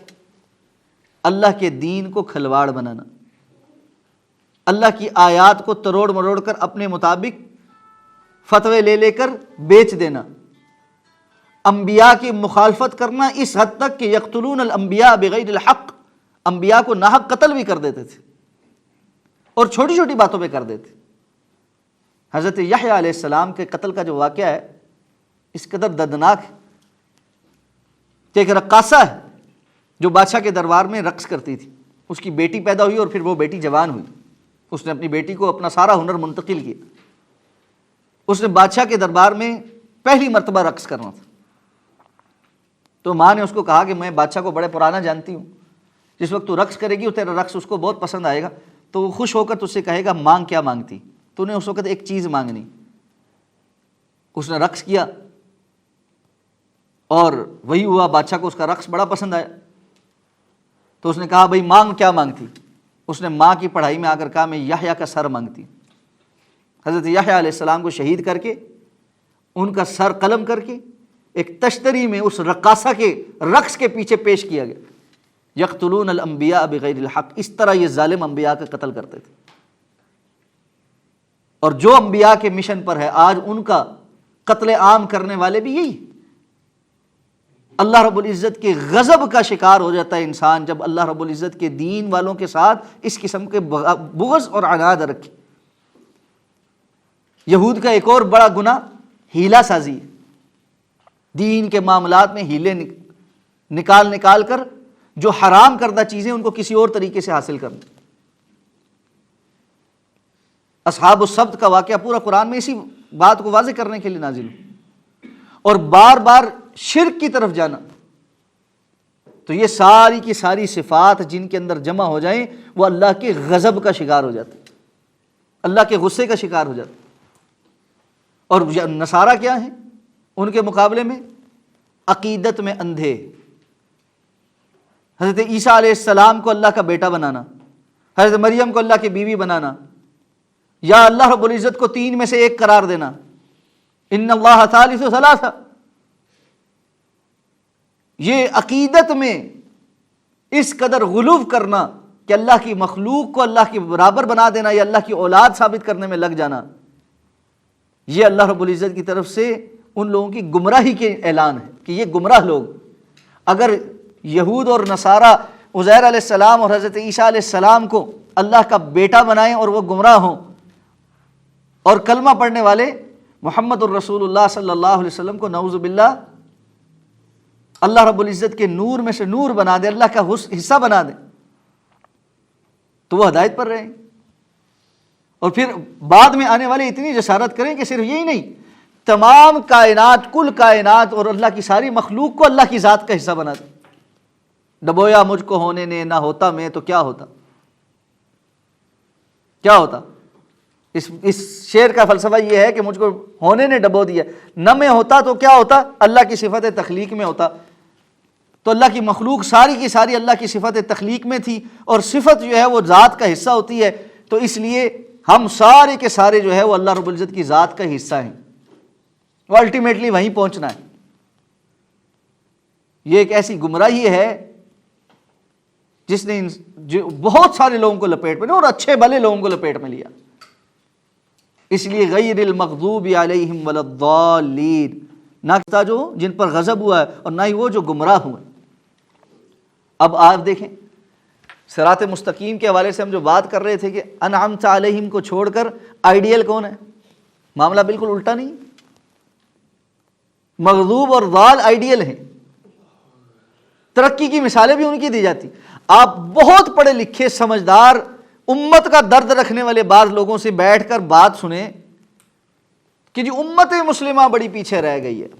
اچھا جی، امت مسلمہ کے پیچھے رہنے میں کیا چیز، اس کی علامتیں کیا ہیں، اس کے سمپٹمز کیا ہیں؟ دیکھیں نا جی، ہم جہالت میں آج تیسری دنیا میں رہتے ہیں، ان کی ترقی دیکھیں کیسی. یعنی ان کے نزدیک امت کا صرف معاملہ مسئلہ یہ ہے کہ اگر ہمارے ہاں بھی روڈیں اچھی بن جائیں، پل اچھے بن جائیں، عمارتیں ہائی رائز بلڈنگز بن جائیں، اور دنیا کا پیسہ عام ہو جائے تو امت ترقی کر جائے گی. کیا یہ ترقی اللہ کے رسول صلی اللہ علیہ وسلم کے دور میں ہوئی تھی؟ جبکہ اللہ کے رسول صلی اللہ علیہ وسلم فرما رہے ہیں کہ اللہ تعالیٰ نے مجھے اختیار دیا کہ یہ وادیاں سونے اور چاندی کی بن جائیں، لیکن میں نے وہ پسند نہیں کیا. بن جاتی، کیا تھا؟ لیکن اللہ کے رسول صلی اللہ علیہ وسلم کو پتا تھا کہ یہ عارضی، اور بار بار صحابہ کرام کو اس کی وضاحت کی ہے کہ سٹینڈرڈ یہ نہیں ہے. سمجھ لو کہ اللہ کے رب العزت کے ہاں اس دنیا کی کوئی وقت نہیں ہے. یہ چھوٹے کانوں والا بکری کا مردار بچہ تم میں سے کوئی ایک درہم کا خریدنے کو تیار نہیں. اللہ کے ہاں یہ دنیا اس سے بھی زیادہ کم وقت ہے. اور بار بار سمجھایا کہ یہ مچھر کے پر سے بھی زیادہ بے وقت ہے. اگر اللہ کے نزدیک اس کی ایک مچھر کے پر کے برابر بھی کوئی حیثیت ہوتی تو اللہ رب العزت کسی کافر کو ایک بوند پانی کا نہ دیتا. اتنی بھی اللہ کے نزدیک حیثیت نہیں اس کی. یہ دنیا کی اس دوڑ سے باہر نکال کر ایک اور دوڑ کی طرف لے جانا، یہ محمد الرسول اللہ صلی اللہ علیہ وسلم کا پیغام. دنیا کی اسی دوڑ میں لگ کر بس تھوڑا بہت دین بھی پورا کر لینا، یہ اللہ کے رسول کا پیغام نہیں. ہاں، اس دوران جو حلال طیب رستے سے دنیا جتنی مل جائے اور جس انداز میں اللہ عطا فرما دے اس پر قناعت کرنا. اللہ بہت وسیع عطا فرما دے تب بھی الحمدللہ، اللہ تھوڑی عطا فرمائے تب بھی الحمدللہ. لیکن ساری محنتیں اور کوششیں اور کاوشیں صرف ادھر ہی رہ جائیں اور دین پسے پش چلا جائے اور دین صرف دکھلاوے کا رہ جائے اور دنیا داری کا رہ جائے، اس لیے کہ ہم ایک مسلمان معاشرے میں رہتے ہیں، دین کا نام لینا ضروری ہے، کافر ہو گئے تو لوگ تھو تھو کریں گے. میں آپ سے ایک سوال کرتا ہوں کہ ہمارے ہاں جس قسم کا الیکٹرانک میڈیا ہو چکا ہے اور اس پہ جو کچھ چل رہا ہے، اس میں اور یورپ کے جو الیکٹرانک میڈیا پہ جو گند چل رہا ہے اس میں تھوڑا سا جو فرق ہے وہ کس بنیاد پر؟ آپ کے خیال میں وہ اللہ کے خوف کی وجہ سے؟ صرف کلچرل باتیں ہیں، لوگوں کا ایک خوف ہے کہ لوگ اس کو نہیں برداشت کریں گے، اور آہستہ آہستہ وہ اس سمت پہ جا رہے ہیں، آہستہ آہستہ وہ ادھر سرک کے نا تھوڑا تھوڑا وہ جس طرح سلو پوائزننگ ہوتی ہے کہ یہ بھی اب قابل برداشت ہو گیا، اب یہ بھی ہو گیا، اب یہ بھی ہو گیا، اب یہ بھی ہو گیا، اب یہ کر لو، اب یہ کر لو، اب یہ کر لو۔ یستخفون من الناس ولا یستخفون من اللہ وهو معهم اذ یبیتون ما لا یرضی من القول، یہ لوگوں سے ڈرتے ہیں، اللہ سے نہیں ڈرتے، جبکہ وہ ان کے ساتھ ہوتا ہے جب راتوں کو اندھیرے میں یہ ایسی باتیں کرتے ہیں جن پر اللہ راضی نہیں۔ وَكَانَ اللَّهُ بِكُلِّ شَيْءٍ مُحِيطًا، اور اللہ نے ہر چیز کا احاطہ کیا ہوا ہے۔ مَا يَلْفِظُ مِن قَوْلٍ إِلَّا لَدَيْهِ رَقِيبٌ عَتِيدٌ، زبان سے ایک لفظ نہیں نکلتا سوائے اس کے کہ اس کے اوپر ایک نگہبان بیٹھا ہوا ہے، مراقبت کر رہا ہے، اللہ کے یہاں ہر چیز ریکارڈ ہو رہی۔ تو اهدنا الصراط المستقیم صراط الذین انعمت علیہم غیر المغضوب علیہم ولا الضالین، اس کا معنی اور مفہوم تمام ڈائمنشن سے جب انسان احاطہ کر کے سمجھ کر اللہ رب العزت سے یہ طلب کرتا ہے، تب اللہ کی طرف سے یہ اعلان ہوتا ہے لعبدی ما سأل، ھذا لعبدی ولعبدی ما سأل، یہ میرے بندے کے لیے اور میرے بندے کے لیے وہ سب ہے جو اس نے سوال کیا ہے۔ اس انداز میں دن میں 5 مرتبہ ہر نماز کے اندر، ہر رکعت کے اندر اور پھر نوافل کے اندر اور ارد گرد چلتے پھرتے جو بندہ اللہ سے صراط مستقیم مانگے، اس کی زندگی میں پھر کوئی کمی اور کوتاہی باقی نہیں بچ جاتی، کوئی گمراہی باقی نہیں بچ جاتی۔ پھر اللہ رب العزت اپنے بندے کی حفاظت کرتا ہے، پھر اللہ تعالیٰ اپنے بندوں کے لیے ہدایت کے راستے اس طرح سے کھول دیتا ہے کہ انسان بسا اوقات خود بھی حیران رہتا ہے، یا اللہ اس چیز کی مجھے توفیق مل گئی۔ یعنی میں اپنی زندگی دیکھوں تو بہت ساری ایسی چیزیں ہیں، بلکہ ہدایت کی ساری چیزیں ایسی ہیں کہ بندہ سوچتا ہے یا اللہ مجھے اس کی توفیق مل گئی، میرے تو وہم و گمان میں یہ بات کبھی نہیں آئی تھی، میں آج بیٹھ کے یہ کام کر رہا ہوں۔ اللہ اکبر، یا اللہ یہ آپ کی توفیق ہے، لا حول ولا قوت الا باللہ وما توفیقی الا باللہ، ہماری کوئی صلاحیت نہیں، کوئی کوشش نہیں، کوئی محنت نہیں، کوئی زور نہیں کہ ہم یہ کام کر سکتے۔ ہم آج یہاں بیٹھ کر اللہ کی اس کتاب کو سیکھ رہے ہیں، سمجھ رہے ہیں، پڑھ رہے ہیں، ہماری کیا صلاحیت تھی؟ اللہ نے پکڑ کے ہمیں اس کام پہ لگا دیا۔ پڑھ کے بچپن میں اللہ ہمارے بزرگوں کی اور ہمارے بڑوں کی جو فوت ہو گئے ان کی قبروں کو منور فرمائے، جو زندہ ہیں ان کو ایمان والی صحت اور عافیت والی لمبی زندگی عطا فرمائے، جنہوں نے ہمیں اس طرف لگایا کہ ہم نے یہ پڑھا اور اللہ رب العزت نے اس میں یہ برکت پیدا فرمائی کہ آج ہم یہ باتیں کرنے کے قابل ہیں، یہ سننے کے قابل ہیں، اپنا وقت یہاں لگا رہے ہیں، کسی اور جگہ نہیں لگا رہے۔ یہ اہدنا الصراط المستقیم کے ثمرے ہیں، یہ اس کے فروٹس ہیں جو اللہ رب العزت ہمیں عطا فرما رہے ہیں۔